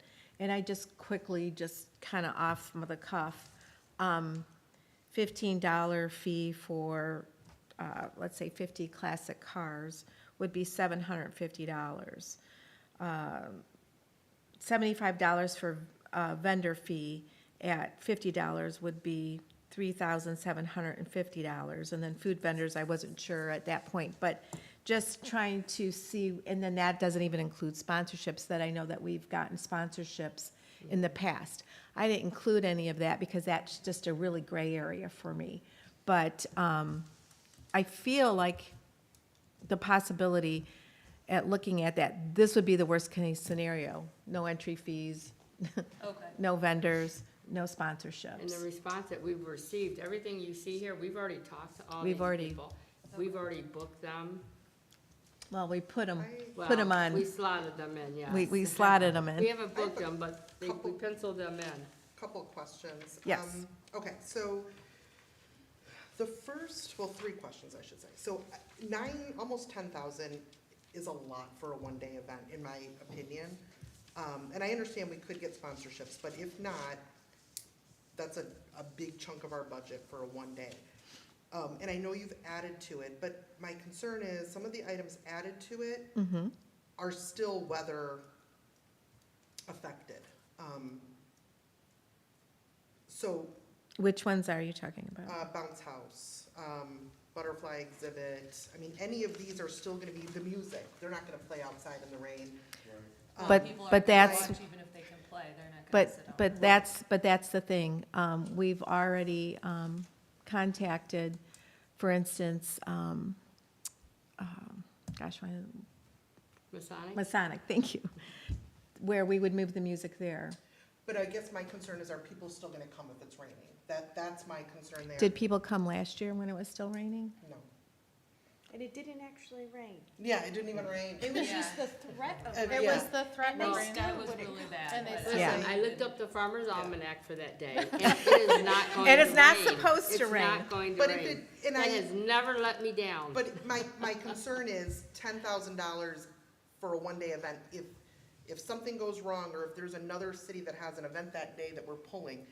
My other concern is, I'm hearing the word vendors and food vendors, and This time last year, we sat here at the board and we called a special meeting to stop vendors and food vendors from coming in because the merchants and the restaurants, I think 15 strong, signed a letter and said, we do not want food vendors at these events downtown.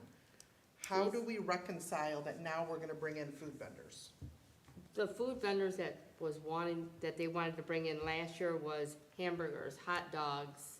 It was actually food items. This is carnival food. So it Still would be, food. it would be, what were they, the, It was like festival funnel food, cake? like, Festival you food, know, thank you. lemonade, roasted almonds, kettle corn, elephant ears, things of that nature. And yeah, there might be a few things like a hot dog stand or something like that thrown in. So, and you can never count on it, obviously with the weather, when you do an outside event. But at the same time, I want to address the vendor portion of it. When I did my markets in Richmond, I had thousands of people that would show up for them. And I would have one of the ones that was the most successful out of all the vendors I had there, 2 storefronts were filled in downtown Richmond because those people were there. They saw that they could do their business there. And so I had, right next to me, it was a candy ice cream store that was a vacant building, and they ended up opening up a business there, and one of them was an apparel.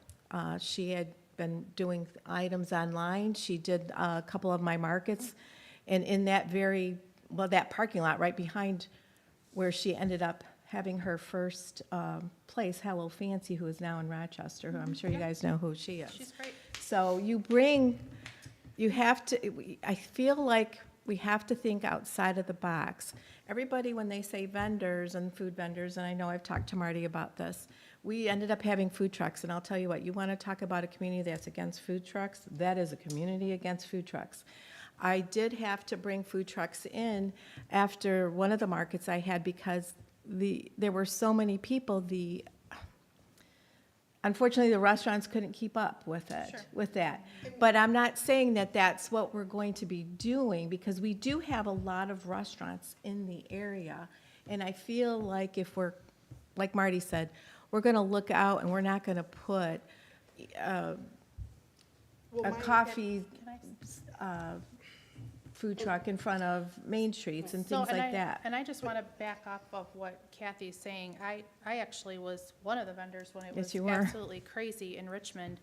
And there were thousands of people there. I mean, it was packed. You couldn't drive downtown. My husband couldn't even get to me.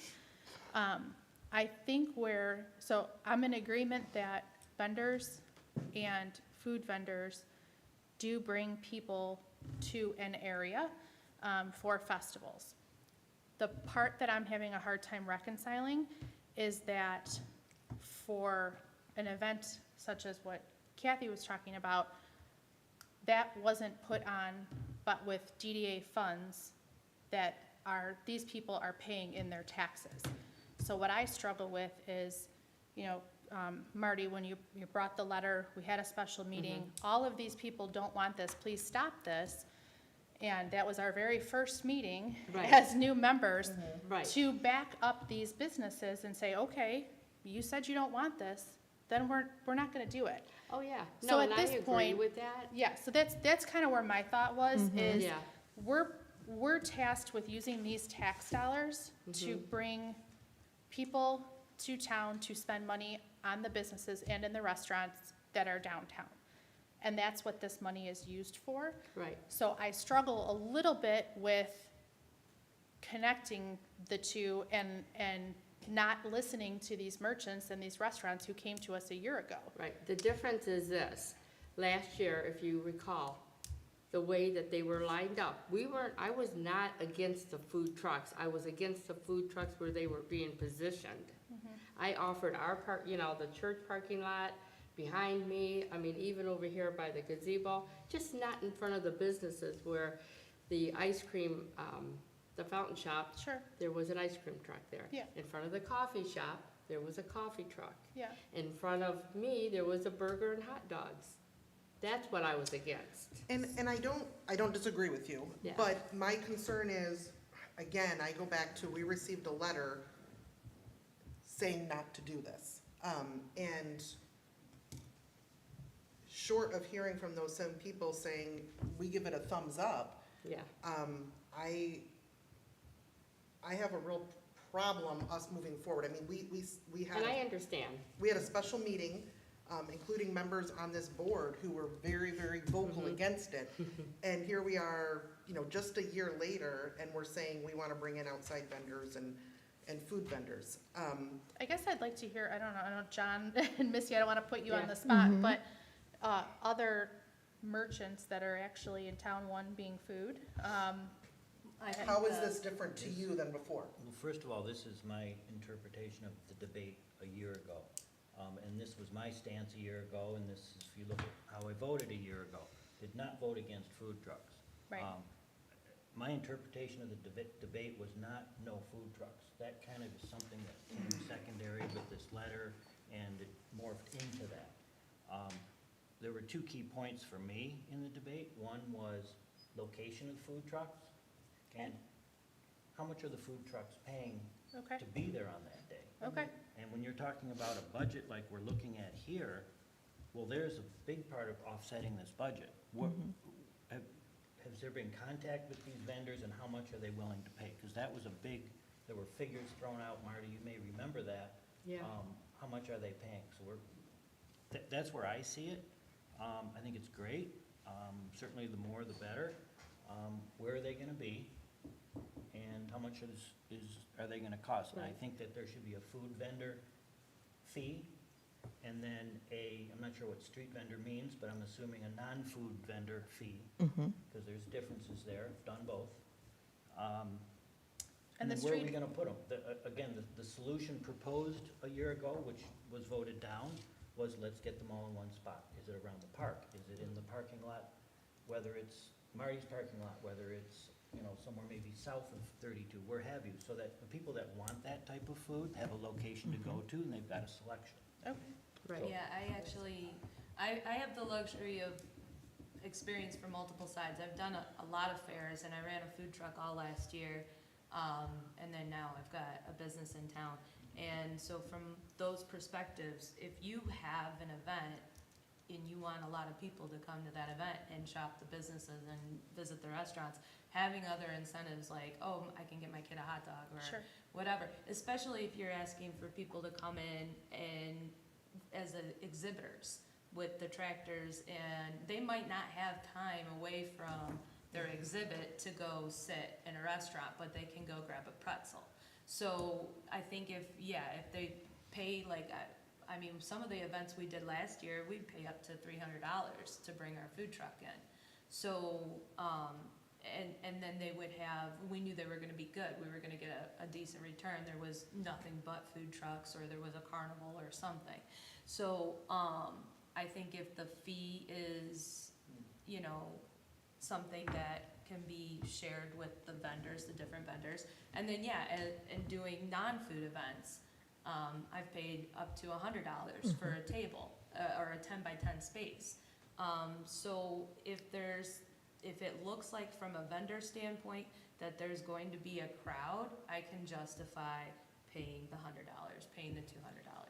If it looks like, oh, I'm gonna be the only one there, I'm gonna be the only food truck there, or whatever, it's not gonna be worth it. But then, as a person wanting to go to an event, I wanna see all of those things. I wanna know I can walk around and spend my whole day there, especially if I struggle to find a place to park and I bring the kids and whatever. I wanna visit everything. right, so, Is this our only summer event? Do we have another event other than this one? No, this is the only event This we is have on some- the books right now. This is because we're ending our year. fiscal years. Have you So decided on I'm sorry, have you decided on a fee for food and vendors? No, I was going to ask, because this was a kind of a gray area, because, again, I'm not putting this on myself, so that's why I wanted to Yeah. get the feedback from all of you, because I agree with you, Missy. There's value in that, and so, for instance, like, we're saying $75 for like a street vendor, like crafts Yeah, and I think arts. that's fair. food vendors, we weren't really sure, were we gonna do 100 or maybe 200 at that point, you know, for the day. So, again, this budget, I know that it's out there, but again, it's one of those, it doesn't have to be all of this, but if we're going to put an event on and really do it well, it's like anything, you need to kind of Yes, put your make money in there. Yeah, The and so, Classic car show, where do you get that? Like, how do you get classic car shows?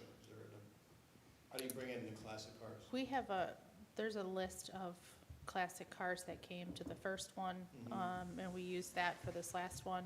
Right. We had 40 cars registered, and like 6 showed up because there was gray clouds, you know, so, and at that point, I think this might have been kind of piggybacking on some of that conversation, Marty, you're talking about price and how much those vendors were paying. Right.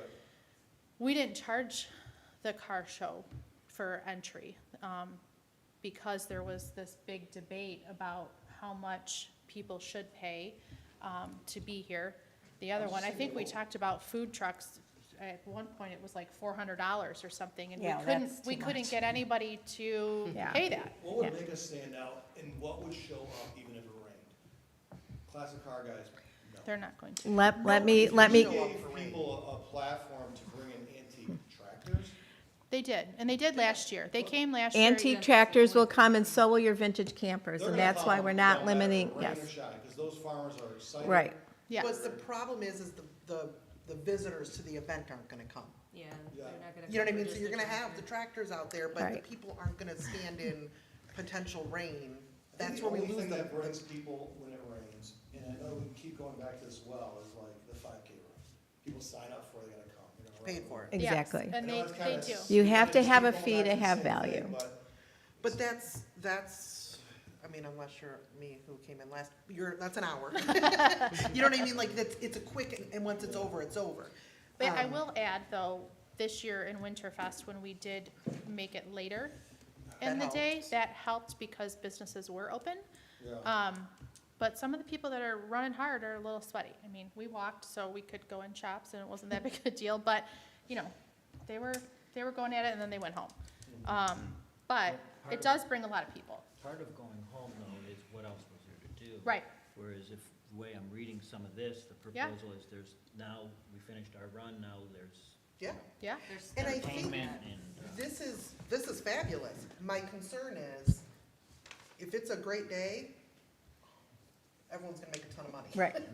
If it's a gray sky, we just put out $10,000 Well, that's for- why I think you need to have more of the non-food vendors, maybe, yeah, food vendors, don't just limit it to like, you know, Right. fair food, but non-food vendors, because if you think about what an activity a lot of people in Michigan will do regardless of the weather, think of the Renaissance Festival. Sure. They're gonna go stand in mud, I know Yes. because my kids have made me go stand in mud, and they'll be happy to do it because there's things to do. So if you have other Exactly. vendors there, they'll have their pop-ups, they'll have their canopies, they can, you know, people can Well, and duck. the plan in changing the date for this year was that this is coinciding with another local event. true. That is gonna happen, rain or shine. And you know those garage sellers just throw a tarp over and the moment the rain's gone, they pull Yep. them back up. They come So back there will out. be- Yeah. There will be people milling about in And we general. confirmed this is Has the their- date? Yes. Yes. Okay. You know, Well, in and- my experience with putting on big events like this, every time I've had them, the weather was horrible. Yeah. Is the date off? No, if you can't, no, when I had my events in April, they were well-attended and they were cold and a little bit of drizzle, a little bit of rain. The only people that didn't show were the vendors who had paid to be there. Everybody else came with umbrellas and things like that. My concern with the inclement weather is the cars not showing up. Yeah. That's why we have the alternative of vintage campers and the vendors. And then there's Because still a if fee the for the vendors, cars, there's so. still a fee with the cars, whether, if they don't come, they don't get the feedback. I do have a car show that, for St. Baldrick's, that they're having in Armada, just before us. This is actually the first one of the year. their fee is $15. Mhm.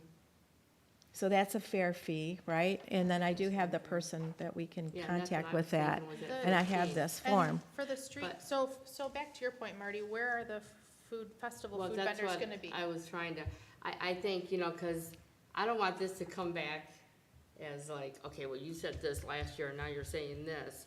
I personally think we need to keep it to festival foods. Okay, You know, no burgers or whatever. And what about then, if we do that, why can't we put them around the park by the kids area? And that was our big, that's what we offered last year. okay. You know, let's get them off the streets and put them around the park. And then where I are the mean- street vendors gonna be? See, that's where that's where I foresee everything should be on Main Street and then the gazebo area with the kids and some things there. Because if everything's in one location, it keeps people there and it's always busy. It's a lot easier to orchestrate. If things get so big, then you go beyond Main Street, but you gotta keep it on Main Street. That's where you want your crowds to be. Then it gets confusing because the ones in the past where they're all over the place, we get, well, where's this? Well, where's that? So you're Where's saying this? food and Everything. non-food vendors on Main Street? Everything so on not Main the Street. park. Well, I definitely wanna keep it festival food, not hamburgers I know, or I'm any just of trying to see that. where they're Yeah. gonna be located. So now essentially, playing devil's advocate, it could be in front of a restaurant if we're putting them on Main Street. I don't know, that's what we're talking about. That's what you just said. Well, you Yeah. don't have to, I mean, you could see how many people you end up with and place them accordingly. I'm just saying, but it's not, because you were saying around the park But- and you're saying on Main, those are two different. I No, was locations. I gonna was say, just if we got suggesting. 100, if we could Yeah. even, here's the thing. It's not that easy to get vendors, first of all, because there's so many Booked for this year Already. already from last year. We're late in the game, first of all. We'll be lucky to get 50. I'd like to get 100, but we'd probably be lucky to get 50 with that. And the thing is, and it's kind of like what Missy said, not everybody wants to go in and sit down in a restaurant. And especially if that restaurant's busy and they're like, well, you know, it's gonna be 25 minutes. You got 3 crying kids. That's why, I know you said no hamburgers, but I thought maybe like couple hot dog stands or things like that. Or even like you said, a pretzel, something to tide them over. Because if they're there all day and if we're extremely busy, there is going to be a wait at every restaurant, But which my- is what we want. But the Well, but the problem, concern is that the letter last year was Right. signed by all the restaurants, and they were saying, we can handle the crowd. So I just don't want this board making the decision for those restaurants. I mean, and right, I'm because just if they're hearing two gonna come different back things, at right? I'm me. hearing like, no, only festival food, then I'm hearing, no, we will be hot dogs. So we've gotta get on the same page. Well, hot dogs are festival food, in So, my but- opinion, And this corn is what dogs. one of the concerns of last year with the people who signed the letter was, my restaurant sells hot dogs, my So- restaurant sells Well, french and I think fries. that goes along with to Winterfest, it goes to any other events you Yeah. have. Right. Yes. What is the standard for how we run events? Well, we have not, so There's not a last year standard. at this event, there was a special meeting called, and the restaurants downtown presented a letter stating, we do not want to see outside food vendors brought in, Oh, yeah. And put on Main Street. and put on Main Street. So they There wanted was them some in discussion one of putting them location. off Main Street, there was some discussion of what kind of food vendors, but essentially, there was 15 businesses, including some non-restaurants that signed as well, saying, don't put someone outside my business who's selling something when I'm selling. So unfortunately, My- we represent those businesses, right? That's Yes, who we we do. represent, and What my you're kinda getting at. concern is, that's who we're here to represent, number one. And personally, speaking for myself, when the last communication we received from these merchants was, please don't do that, I have a hard time saying, well, this year's different. I have a That's, question. that's my concern on that. Would it be overreaching for us to, pitch the idea of like themed or special menus to No, our that's great. restaurants? So that way we can, filter through food trucks that are not going to be having the same menu. So if we go to you and say, okay, like, what do you wanna be known for the day? That's your special menu. Okay, I'm gonna do boba tea and sandwiches. Okay, we don't bring in a sandwich truck or a boba tea truck. Because I know from working at JL's for Peach Fest, we ran a special menu. Mm-hmm. We did a very limited special menu. Anybody wanted something that wasn't on that special menu, I'm sorry, we're not doing that right now. And I don't disagree with that. Again, I'm just going back to what the merchant said to us last time, which was, we can handle the crowds. So I guess we have to decide, why are we bringing in food vendors and even non-food vendors? Is it because we don't think the restaurants can handle the crowd? No, we just No. wanna make more money as businesses as a whole, and that's how you bring people in. But I don't disagree with you, but that's not what the restaurant said last year. Yeah, last year, they didn't want the food truck sitting in front of their business. And can we just point out that there's a lot of businesses that will be paying into this $10,000 that literally aren't being served by this event whatsoever? Yeah. This is event needed. Could we look at that? Maybe That's a we allocate the question. money to some other better suited situation. Take the $10,000 and divide it between all the businesses and give everyone $300 bonus check. I don't know, Well, but and that's that what I'm, and serves that's, we'd be everybody. taking the food vendor thing off, even if, let's just say that's not Right. that's not an issue. We've learned that one-day events are tough. Well, did we say at our last meeting that, like, Winterfest, maybe we would be suited better to have a little more money to do maybe a little more of that event? Because that event seems to be really taking off. Well, I think Winterfest we people weren't know it's calling gonna be them- cold. Yeah, I think we were calling them festival trucks instead of the food trucks. But it is what it is. At the end of Yeah. the day, Yeah. is there a hot dog stand outside my restaurant is gonna be the question that we as a board need to answer. And I, just saying for myself, I wanna be comfortable to have that conversation with a restaurant owner Oh, for of sure, last what thing I the wanna do difference is get was. attacked again. Yeah, Well, and I definitely. want to be clear that the reason I voted the way that I did last year was because I was voting based on that information and that letter. I'm a resident, I don't own a business, Yeah, I'm one of the I residents, love so. hot dogs. I, yeah. I'll eat, whatever. But that's the way I voted, that's why I voted that way. And I- And so if I had now these merchants saying, well, now we understand why we need to do this and all of these things, and we're totally good with it, I'd be like, yeah, okay.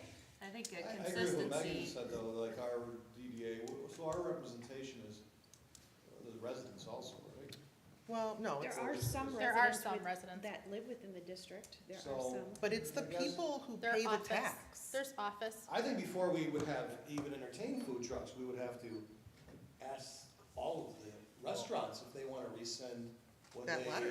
the letter they wrote before. What I was gonna say was, I mean, when I saw that listed on here, Unfortunately. I had assumed, had hoped, I guess, that homework was done. I guess not. We didn't pull the letter out and went to each of those, I know, Marty, you kinda spearheaded that. You can't last find year. anything. I mean, I'll have to be honest with you. This is a shot in the dark, and even though this is the third year, there's nothing on any of, other than what I was able to get from Danielle from last year, from the year before.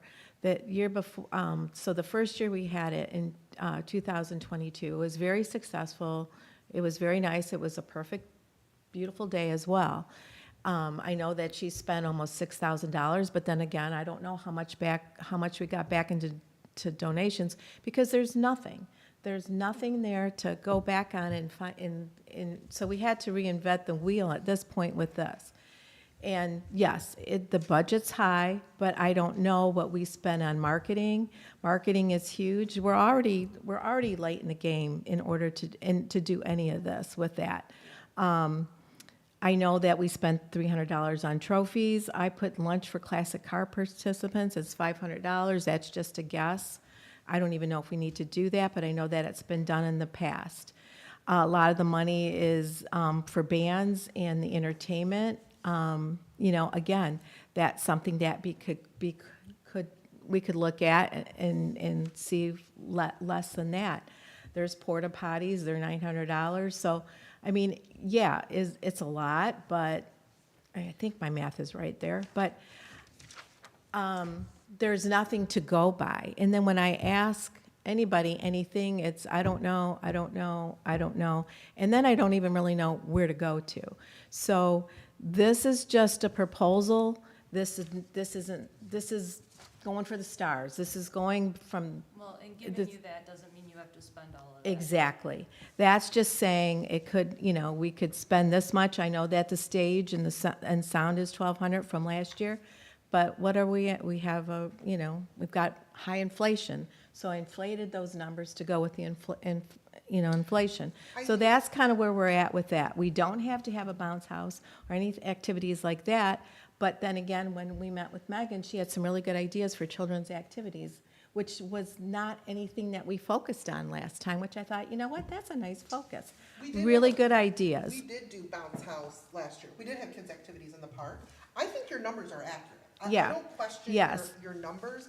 My only concern is, outside of the food portion of it and the outside vendor portion, is for a one-day event,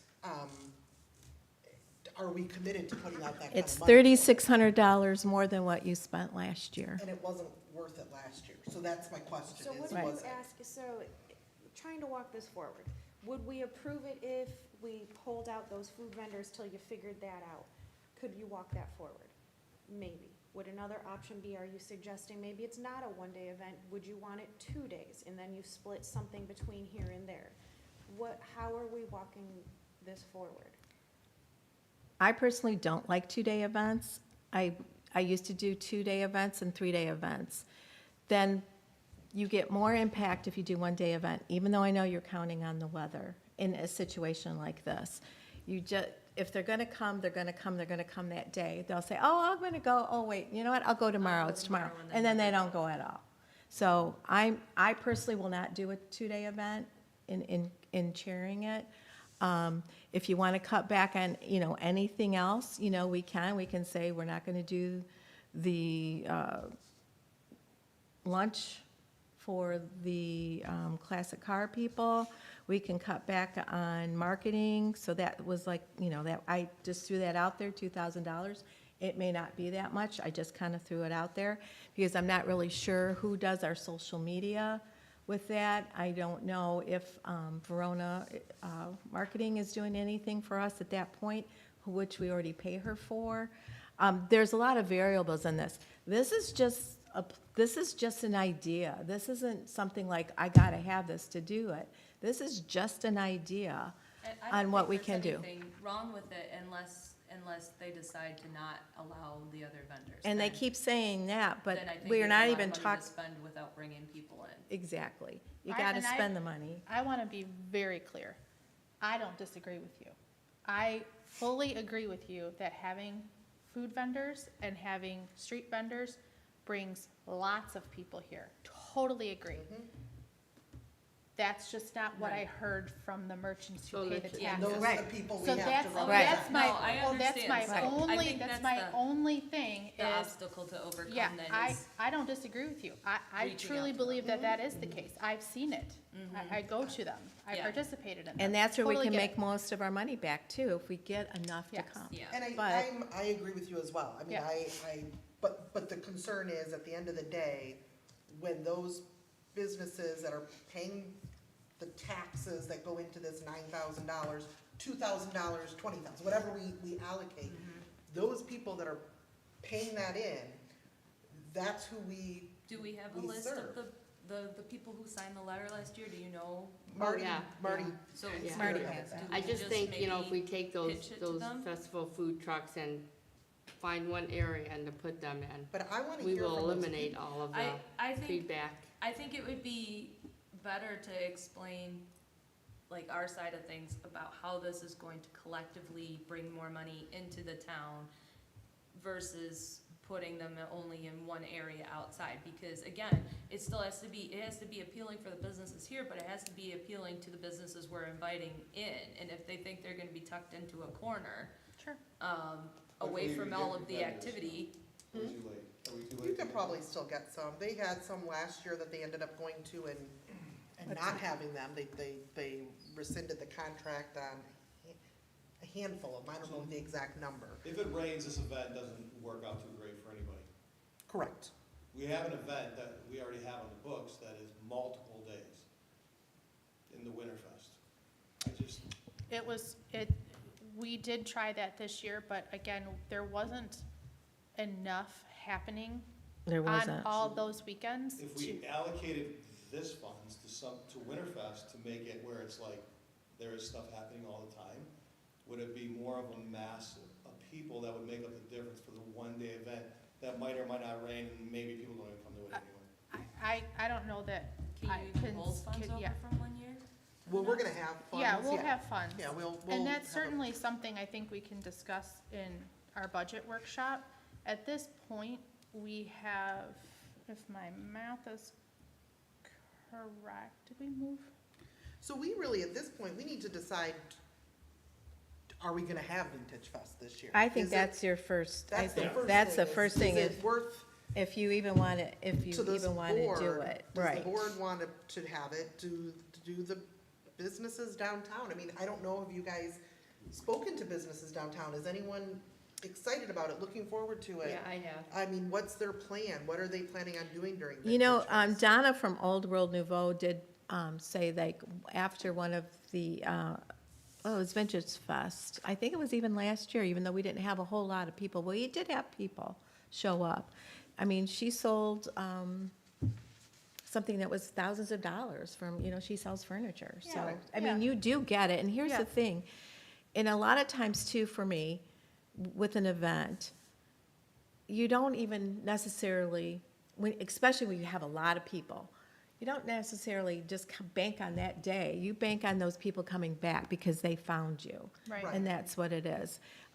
If it rains, there'll still be people that come, especially if we can get enough like vintage campers and some different vendors out there, and they don't have to be food, they can just be regular vendors. People come for that kind of stuff. Imagine yourself going to a festival. What do you look forward to? What do you want to take the kids to? What do you want to do when you're there? That's my excuse to get cotton candy or something like that. Like, Right. that's the thing you have to look at, so. So we would have, mean, just If so, you look at the Peach Festival, one time a year, 1 week, everybody knows about it. Yeah. Everybody comes, everybody schedules a vacation around it. Right. Mass amount of people.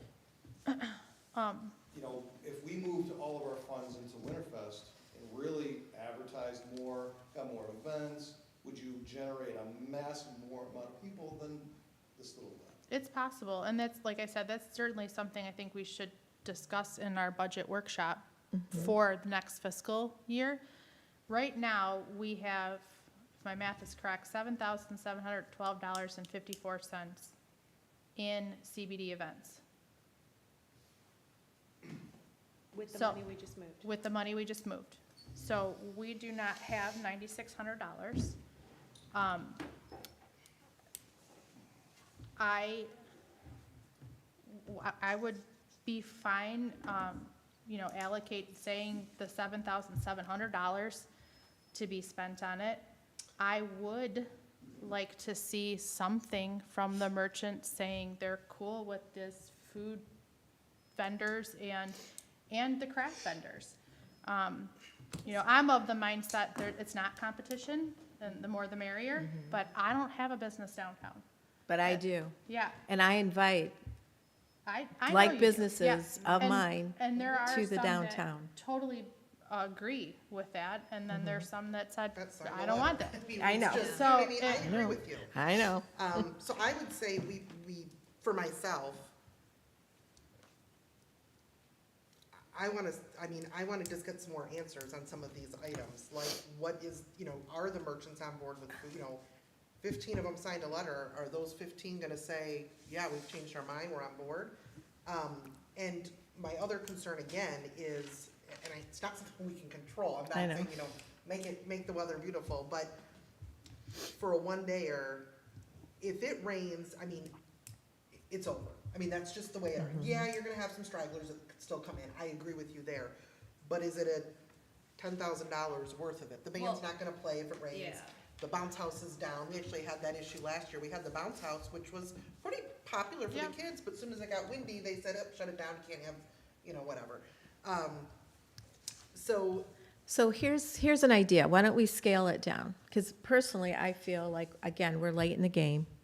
What is the date for the point of no return? When you know, like, from doing this before, how much longer do you think we have to make a decision?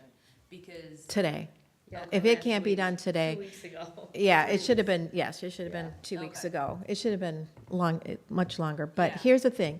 If you wanted to, you could scale it down if you want to. Personally, at this point, I'm thinking maybe we don't do Vintage Fest and look at planning for October, something in October and December, in all honesty. But we could do something, we could still do the 5K run. I talked with, Kelly Stevens, she's already got her permit for the beer and wine tent. And we already have the Heartbreakers, they're coming from Georgia, they're gonna be here anyway, but they said that they would do that event. So if you wanted to scale it down and just do maybe the 5K, have some entertainment, maybe have, cars, just do the north end like they did the first year. You could do something like that, just scale it way back, maybe have a few vendors, maybe you can even get some of the restaurants to maybe come out with outside of their restaurants, maybe to be vendors outside. An idea kind of like that, I like the idea. do like a street party kind of a thing. Yeah. And maybe do something more like that. I just feel like, I know this is far-reaching, and I really like to see something like this happen, but with all the variables that it's being discussed here, will take time. We don't have that luxury of time to put on an event like that. If we're still on the fence with that, then I'd say you could scale it back, just do, North Main Street, still do some entertainment, make it, maybe, again, the 5K is always fun, everybody likes that. Do some children's activities and maybe just keep it local like that. That is my suggestion at this point after hearing everybody in that, because I know it's been a great event in the past, but again, time is not on our side to put this on. You could have a car show and all that also if we piggybacked in the fall with Tilson Street. By then, a lot of them are they put them away, yeah. We'd be one of the first car shows out in Macomb County doing it on this day. So, but that is, up to us as a board, but, So can I make a motion then that we hold Vintage Fest on this date? We don't exceed the available amount of this $7,712.54. Scale it back to what you're talking about. And do what we can with that. Do we actually have to scale it back if we open it up to vendors that can help generate and cover some of the costs? Like, if you have other vendors that are paying the cost, whether it rains or not, you still have money in the bank. yeah. And the reason, Yeah, the problem, I'm sorry, the issue with that is it circles back to yeah. the vendor question. And the reason why we wanted to open up the south side of Main Street is because the people the businesses in that area always feel like they kind of get left out. Right. And that's why we wanted to include them, and that's like the DJ. That DJ would have been on that side of the street, and that's where the vintage car show would have been. So that's kind of where we were Just at. hold the event south of 32 then. We could do that, but then you've got Kelly, who's already got her license for the, Well, that's actually another point where I hadn't gotten to yet. Did we discuss the beer wine tent? Because another thing, if you were to start looking back at some of our history as far as the DDA, we have Masonic that we've got a lot of, that we asked from Masonic. mhm. And over the years, there's been a lot of take, and there've been numerous comments and discussions where we're gonna start trying to help that scenario. Mhm. And one of the things was when they have their beer and wine, that's what they have, that's what they do. Mhm. So I wanna make sure, just as we do when we're looking for vendors, we're being fair and spreading out who does what, whether it's having two of them, or, I mean, did we discuss with Masonic, or did we Mhm. just discuss with one potential Well, I think with location for that particular But the- aspect of the event? the Chambers Beer and Wine, I mean, it's on their property, so, I mean, Masonic could absolutely do what they. Well, it's on their what they property, but chose. it's also a fundraiser for the foundation. No, I'm just saying, but they don't need Yeah.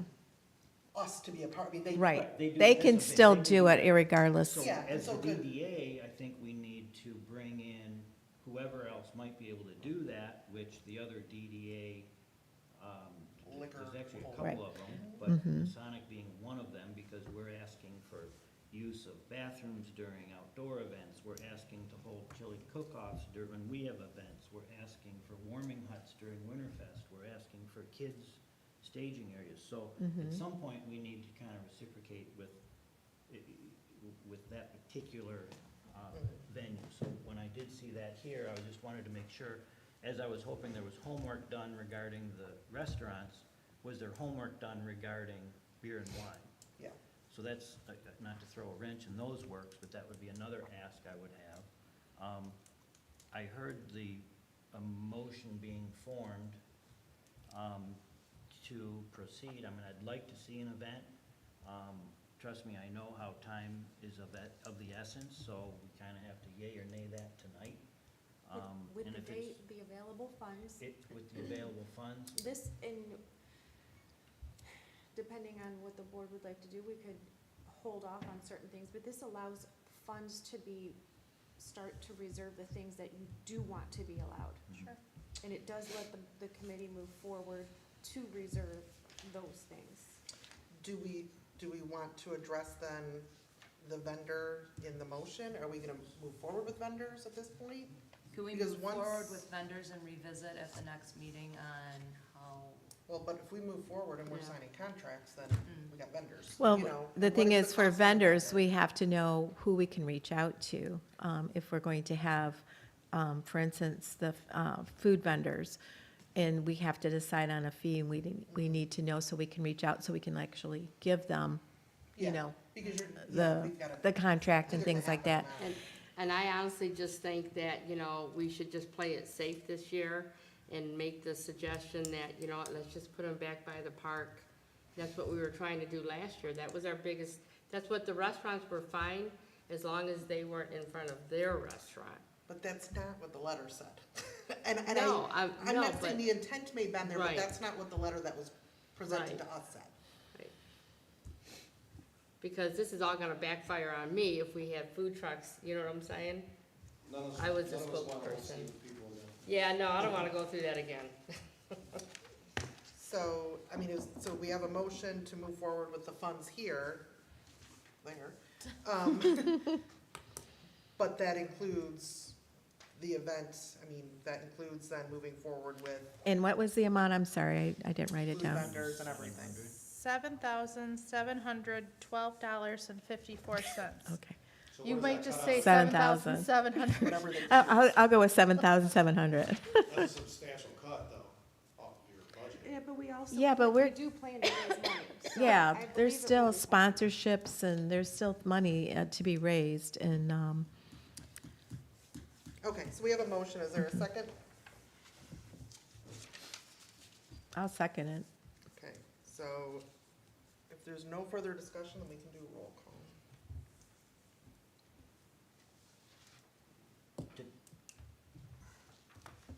Or did you have some further, more to dis- question? further discussion, because I'm not clear with the motion. I understand it's to hold the the Vintage Fest event on June 8th, using a budget not to exceed $7,700.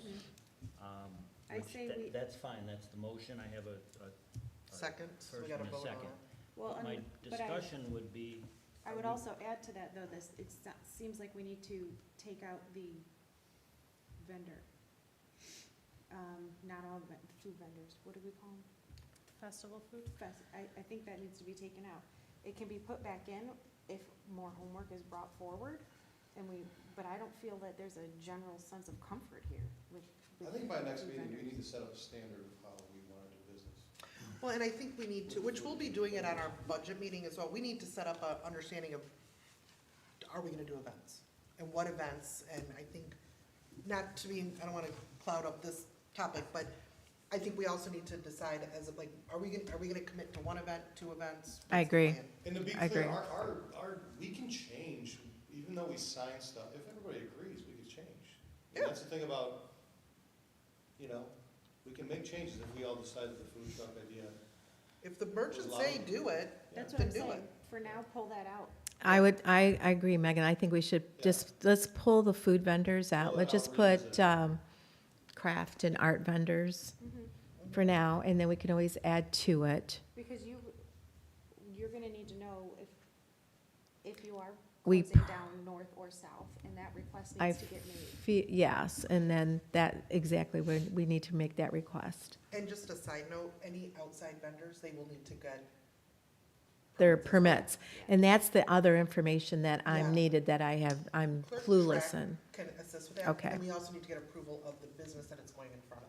So there is a couple steps that need to Right. be, yeah. I Right, don't know what all of them are, but I would, that's. There's what some I would go to. steps. Yeah, there's She'll know. So a vendor comes in, let's say with like artwork, and we've invited them to this, we're still going to make them individually pull a permit? They're They have required to. to. So what's their, Well, what's we'll- their $75 fee go to? That's a village council question. Well, no, if we charge them Yeah, $75, 75 goes that's, to us. that's to rent the space, but whatever that permit is, it has to be signed. Let's say somebody's gonna be in front of your place now, Mm-hmm. you have to sign off on that person, saying who, Yeah. you know, who that is that's gonna be in front of your place, and that you are agreeing to it, because they're gonna be on your sidewalk. Maybe you wanted to go out and set something up. Maybe out you there. wanted to be out front. You can't just Okay. put anybody in front. And Right. it's not that food trucks for sure require For a sure, fee. yes. So like the food truck makes sense because you're licensed by MDARD, but, or in the food, health department. right. But as a craft vendor, if a town invited me to come to their show, I've never had to pull another permit outside of my table fee. Well, we'll put them together, though. We're gonna put it We can put together. them together, but you do have to get sign off from every business owner that person's gonna be in front of. That's what I'm saying, I'm thinking that that's the work that we should be doing if we're Right. going to invite people in, like, they just wanna be able to come set up their tent And and Oh, sell yeah. their And stuff. Yeah, you're no, gonna that's tell us. them where- That's what we're doing. Okay, Yeah. okay. No, I no. thought you were telling them that's- they that's were our going to have job. to do that. I No. misunderstood. Yeah, like I said, like that plus a permit, yes. And so Okay. whatever that fee will And end that's up what the being. village wants to know, because we've had instances during certain festivals where there's a business that calls up and says, we were going outside ours, and then this other person's out there. We Okay. never gave them No, permission. that makes sense, I just wasn't understanding, I thought you were making the person new to the town just selling Find a artwork. spot. Find a spot. Yeah. Find a spot, get then you go permission get from the permission. business. No, I'm like, that's kind of crazy. Yeah, we would. no, we'll place them. Oh, okay. No, we'll All right, place all right. them. And then they give us a map of these ones are allowed here. Gotcha. And then you That have makes sign sense. off that they were given permission, so that it's like, okay, we can look at that map, the officers can go, you're all been Yeah, permission, oh, you weren't, and now we go talk to you. yeah, that makes sense. Okay, so we have a motion and a second to allocate $7,700 to Vintage Fest, removing festival food. Is that accurate Yes, at this, yeah. at this moment? And we feel that you can make that happen, We'll see. like, is there, yeah, I mean, do you feel We'll see. comfortable you could do an event for that?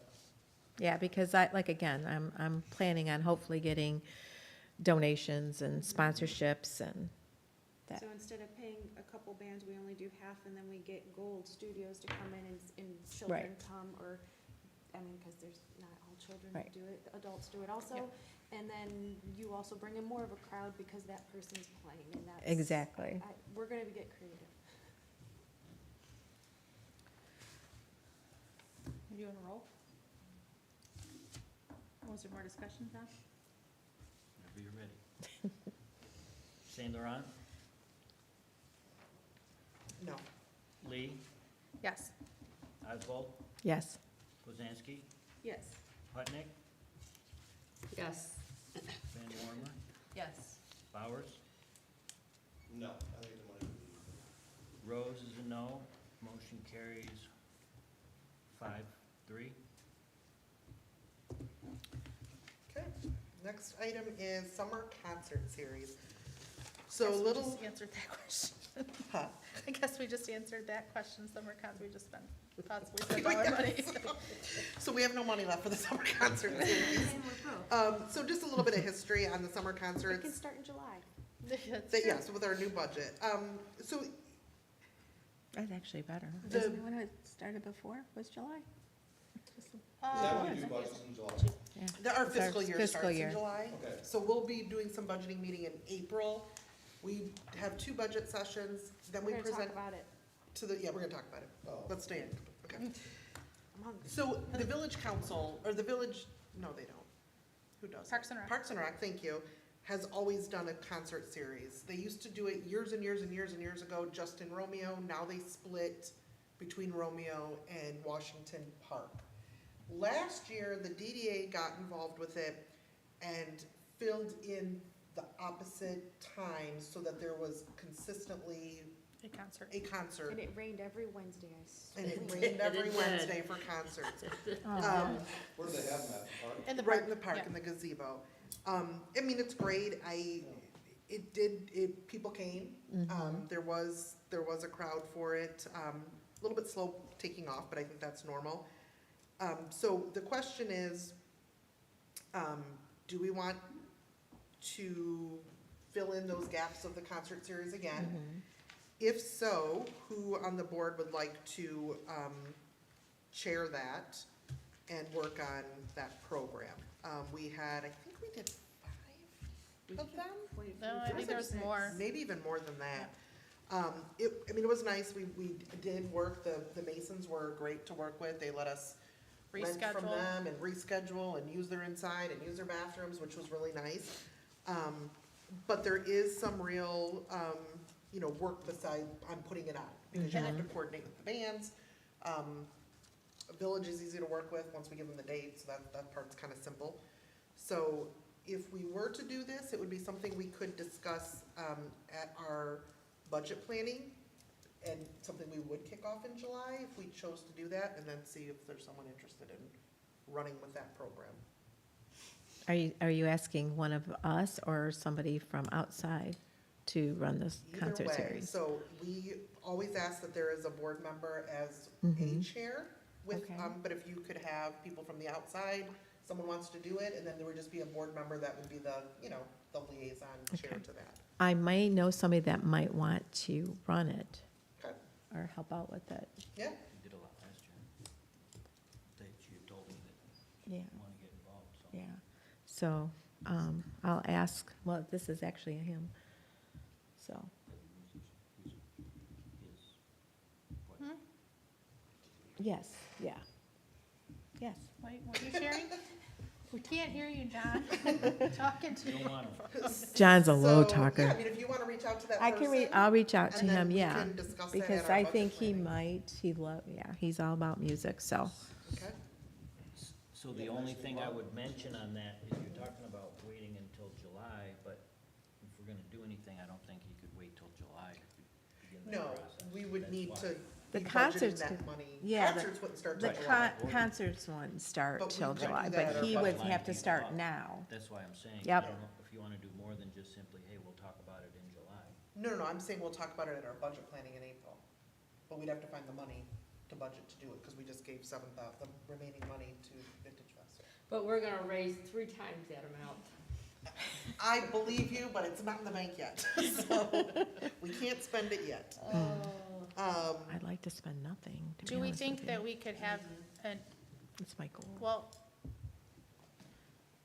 at this point, are we saying that we want to do the summer So we- concert series? I mean, is that And- something we wanna fund? That's another question. Yeah, do we even Well, I want to do mean- it? And how much are we willing to allocate to it, even though that's not going to be until the budget next year? But If we're going to get somebody about to it. start working on it, and they're going to be getting bands lined up, How They- much did we spend in the past? So like 5 to, it was close, I want to say it was close to $7,000 or $8,000. mhm. Yeah. And that was Wednesdays, July through August?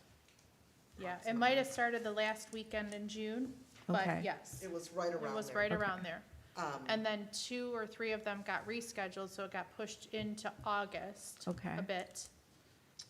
So again, this is something as we're looking forward to doing budget planning for the next fiscal year, as a board, we need to decide, where do we wanna spend our money? I mean, Right. do we want to spend $7,000 to $8,000 on a concert series? If we feel that that's beneficial to the economic development of the downtown, then yeah, we should. If we feel, you know what, maybe that money should go towards something else, I mean, that's something that Yeah. we need to decide. Well, I mean, for me personally, doesn't bring me anything business-wise, but I do feel like it's really nice for the people in the community to have that opportunity to go and sit outside and listen to some music, and I would great. hope that it would bring, business to the Restaurants. restaurants that are and open. stuff that are open. And I agree with you, I like it. I think And it's a nice also, thing. they are happening outside of what the Parks and Rec is putting them on Yeah, as well. So yeah, it's not that they're not happening at all, it's Right. just, do we wanna augment what they're already? right. I gotcha. Yeah. Okay. So something to think Well, about. it's a nice, yeah, it's nice. But we will be meeting in April for budget planning, so we have to Okay. decide by April, God bless you, Bless you. what the plan is, if we wanna do that. And overall, what is our yearly events gonna look like, so that we're not discussing putting money in Vintage Fest in March. We know back in April, Right. this is, we're gonna do these one event, we're gonna do these 20 events, whatever it might Well, be. and if Shakespeare's gonna happen in the fall, what is that going to cost us? And maybe we shouldn't be doing both? Yeah, Or I think could- cut the Is concerts there a way to out. look at some sort of event or something that we're gonna host that actually supports the other businesses that any of Yep. these events don't actually support? Well, they should be at our next meeting with a presentation. And I know, kind of speaking to what you were saying, I know one of the things that they were talking about was meeting with all of the restaurants and saying, okay, who wants to do, turkey legs? Who wants to Right, do that right, kind of yeah, thing? right. So, we'll have to wait and see what they say. So, okay. So summer concert series, I guess it's just to think about it, and we'll do our budget planning, this month, coming month. Attorney RFP. Kind of touched on that already. The lag time in getting response. Some of the work that is being produced was not what we asked for, still getting billed for it. And the price is going up per hour. So to say that it has been a challenge would be an understatement of the century, in the last couple months. It really hasn't been a good experience. Yeah, and this is on a day-to-day basis, Andrea and I dealing with them, and turnaround time, and I don't know if it's how many clients they have or whatever it is. Some of the issues are, I'm in court all week, I have depositions this week, and so nothing can be done for us. And I don't know if another place, I don't wanna say the grass is always greener, but, at another place, is there somebody else that can work on our stuff? Is there only one attorney that is, assigned? These may be questions that we wanna ask when we get to that point. But it has been over a decade. Is this a motion type thing? Well, we would have, if we chose to go out for RFP, then we would have to have a motion to go out to RFP, correct? Yes. I give a motion to go out for RFP. Our attorney sounds like they're not doing the job. And we're in Oakland County. We're We in have a lot of Macomb. attorneys around this area. I'll second. We have them closer than Macomb.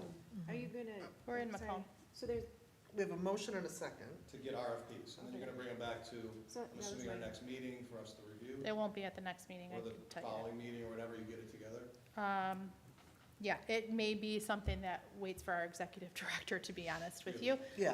the But you're village, gonna get the process rolling. Yes, I we'll, guess the that's village my does have motion a is- legal RFP, because we have gone out for legal RFPs before. So we can If ask you'd for that. like for an example. Yeah. Clearly, you'll have to change some of it, you won't have prosecutions. Right. and Certain things, and maybe it might be beneficial to actually just do retainer. Maybe quote, have a request, multiple things, anyways, you can ask for a sample. okay, perfect. Okay, so we have a motion and a second. do a roll call. St. Laurent, Yes. Lee, Yes? Oswald, Yes. Woznanski, Yes. Putnick, Yes. Van Wormer, Yes. Bowers, Yes. Rose, yes, 8-0. Okay, tech equipment. This is real fast. The tech equipment that we have at the DDA office, there's a lot of it that was donated to us, well, all of it was donated to us by PDCU. A good portion of it, majority of it, we don't need or would use. What we have for our executive director's office, plus what we would have for what I'm calling the assistant office, it's just secondary office. It's a full 2-monitor system with a computer, printers, I mean, a whole thing. We have 2 very large printers that's like for more mass printing. I haven't found the plugs to be able to plug them in, but I'm assuming they're somewhere. All this to say, PDCU does not want anything back. They're good with us do what you please with it. So there's quite a few monitors and some computers, some, mice, mouse, whatever. At this point, I guess I'm just kind of letting you guys know that we'll probably store it in the basement for now. I wouldn't be of the position to sell it since it's been given to us as, we could talk of possibly donating it to the high school, whatever, if that's something we want to do. But at this point, that's what I'm planning to do with What, I'm it. sorry, what, I missed, what's wrong with them? Just not needed. They're not most of it. needed. There's quite a bit of monitors and computers that are just extra, and they were put in all those individual offices. And now that 4 County is in there, they don't need them. They've indicated they don't need them. We've taken them out of those offices, so it's kind of just tucked in that very last office by the boardroom that also needs to be cleaned out. Are there any of our DEA businesses that could benefit from them? We Yeah. can put that out Yeah. there. You don't want them, right? We don't have I don't any. think There's we no have, value, 'cause you I can't sell them. don't know, and I don't think we should sell them just from the standpoint that PDCU has gifted them to us. Yeah. Couldn't half the money go back to them if we did sell it? She doesn't want anything. Do you have I've a spoken to her. Facebook or something? Well, do. I can use one.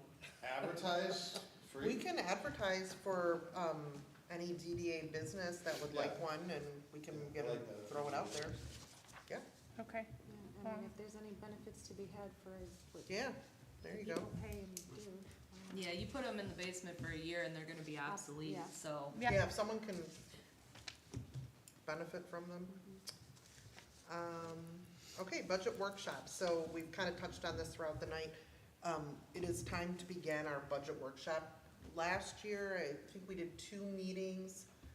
We will work with the accountants to kind of assemble a preliminary budget, kind of plugging in the numbers that we know that are, Can we you know, not do 7 in the morning? we will never do 7 in the morning again. But yeah, so we'll, April. yeah, With in- June, April, it'll be yeah. in April.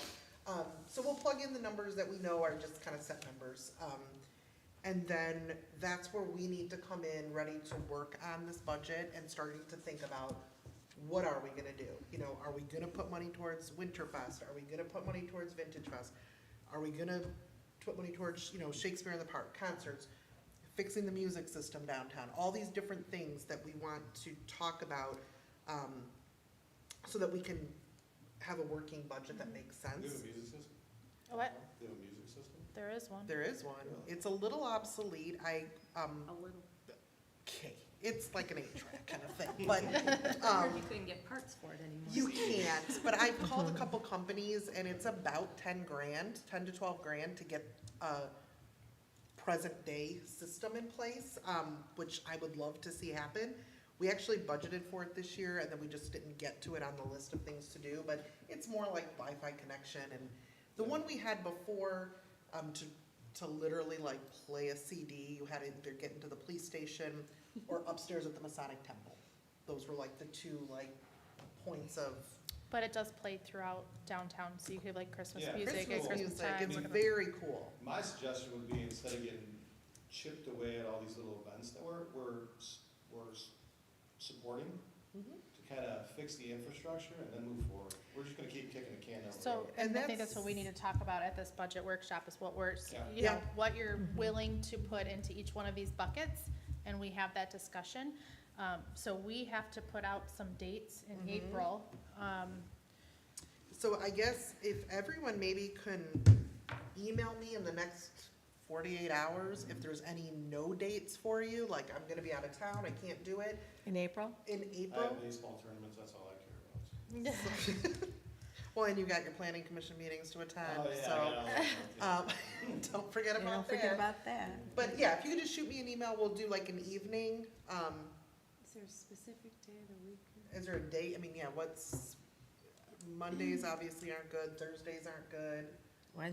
Usually Wednesdays, You wanna do like The a weekends don't Wednesday work. evening? yeah. For me, What? the Tuesday or, weekends are no-go. Okay, yeah. How about a Wednesday evening? Would Yeah. that work Yep. for Yeah. everybody? Just not the 17th.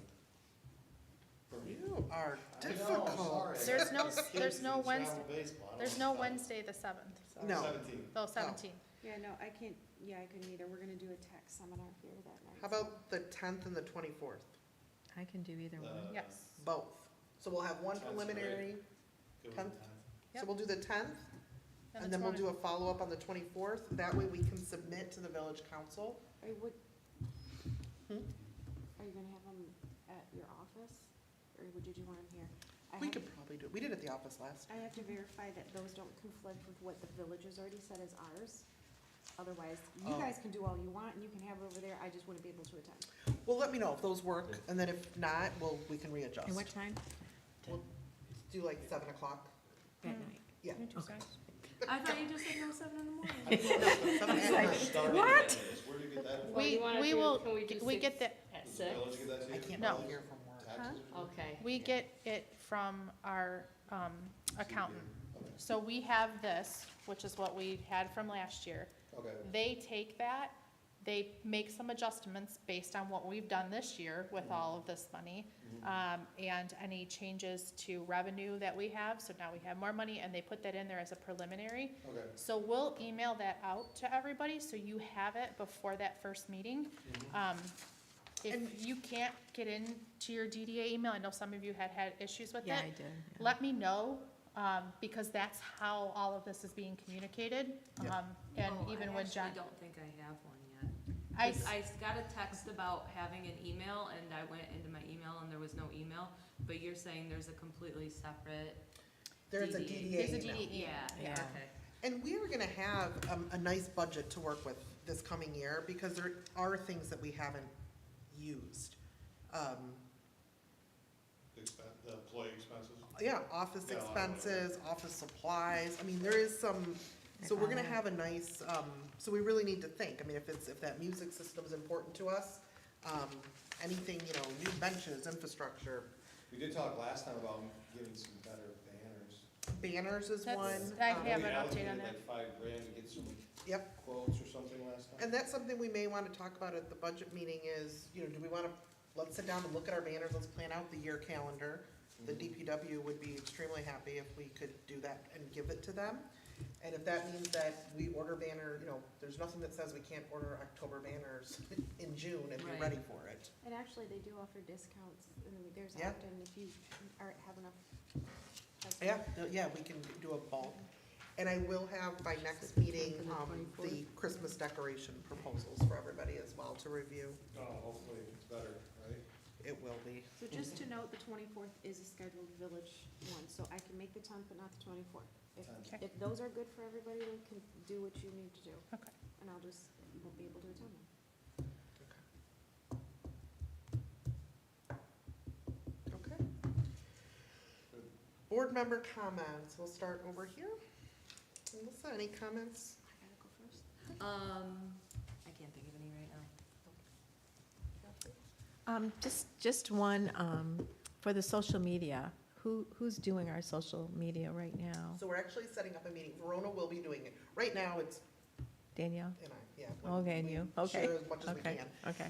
That is something that's part of the agreement that Verona Okay. is going to be Okay, running. great. And we have a meeting, being set up to go over and start planning out the month in advance, all the posts, Okay. all that kind of stuff. And does she currently do social media for anybody else that I could look at and see what she I know does? she does. I can Okay. find out though. Okay, yeah. or I can ask her, Yeah, because she yeah. did my website too. Okay, yeah, Okay. I'm not sure, but I know she does do social media. Okay, and so that's part of the package. Oh, wonderful. Yeah. Okay, And the plan is that she will, you know, with our input, she will plan out, and then we will be able to say, okay, on Tuesday, we're gonna see these posts. that sort Right, of thing. right, So right. it's a little bit more kind of, Okay. we're kind of just, So, and I know you're meeting with her, so in that, does she have like, how many posts or time frame? I mean, what is she, how much does she do for us? we will know after that meeting. Okay, It says it in the RFP. I does don't it? know when- Oh, okay, Yeah, all right. no, it is. Yeah, It's so many because posts that is yeah, something that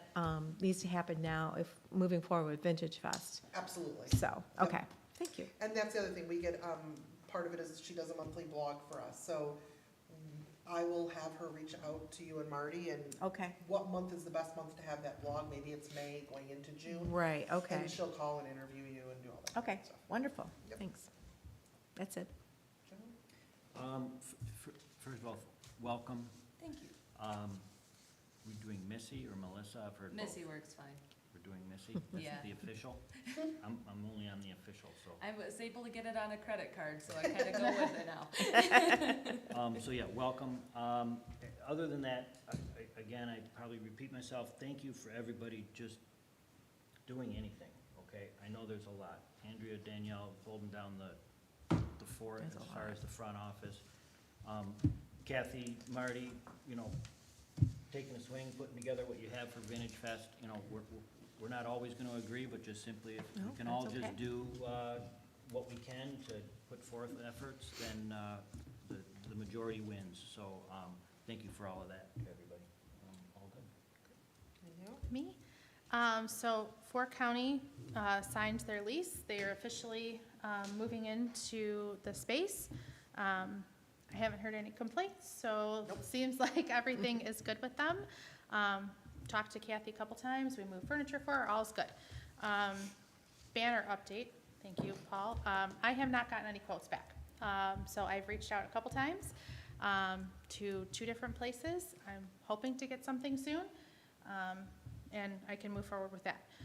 Our igloos, John, you'll be happy to know, they were returned. They were not the quality that the cost was, so they were cool, but the amount of money that we spent on them was not the quality that we received. So I successfully returned both. We will be getting refunds on that. Wonderful. If that's something that maybe Christmas, whatever, we see that proposal, if we want to do something that's a little more substantial, you know, maybe like the restaurants have, we can look at that. But for the time being, they are returned. We no longer own igloos. And welcome to Missy. Thank you. Nothing official. I have had a couple pre-planning meetings, so just toes in the water, restaurants, some, office, just office space. Once that gets official, I'll make sure you guys are included in that sort of thing. All things that are allowed in the district that they are requesting to be in. In the right spot. And I think that's it. Marty? Well, welcome, Missy. Thank you. So, let's see, so on April 20th, we are planning a Mickey Lolich Hall of Fame. We are actually going to be presenting him with an award. Megan's one of them. We are in the process of having 4 plaques made up that will be hung up in each of the Parks and Rec building. And then Mickey will receive one as well. So it's gonna be a lot of fun. April 20th from 3 to 6. We have a lot of activities planned for that day, such as a meet and greet. We're gonna do a lifetime video of his achievements since the 1968. So that'll be fun. I'll be posting that out soon. And also, I do wanna say for the car show for Vintage Fest, I don't know if anybody knows Wolfman Mac. He's a on-air personality from 102.1 and 94.1. Yeah, from a while ago. Yeah, well, he's still there. Okay. He is actually going to be one of the DJs for the car show. Nice. Oh, cool. So I'm really excited about that. Great. Where's the Mickey Lolich thing gonna be located? Well, we were gonna have it at the restaurant, but it's kind of gotten really big. So we are actually having it across the street at the River of God Impact Church. their facility will house up to 250. Cool. Very So, nice. I know, I'm really excited. Good deal. No, I appreciate this second meeting. I learned a lot sitting at these meetings. I just want to be clear in my view of when I vote against these certain events, it's not because I don't agree with them. It's just the fact that I'm under the influence of less is more sometimes, and you get the people's attention for a small period of time. We need to make these events really pop. So I would like to see less events, but bigger events than all the little events. That's just me personally. Pick out a time that works. You know, summer's bad for everybody if you're not around. So, That's one of the reasons we did June 8th. yeah, School, yeah. I think any event's great. It's just you're bound by the weather. So one-day events are really tough. You Right. spend a lot of the people's money to maybe do nothing. So, but other than that, yeah, congratulations for getting on the board. Yeah. Yep, well, it's nice to see we almost have a full board, which is wonderful. How many weeks short? 2? One. 1? Just one. So, yeah, it's nice to see it's, more hands, the better. But yeah, welcome to everybody, and hopefully we'll have another person at some point to join us. And I will keep everyone apprised of our executive director Yeah, that's exciting. progress. Great, all right, motion to adjourn, Second? Third, no. all in Kidding. favor? Aye. No opposed? Did you do the motion? Who did the I think I did. Pretty sure I did.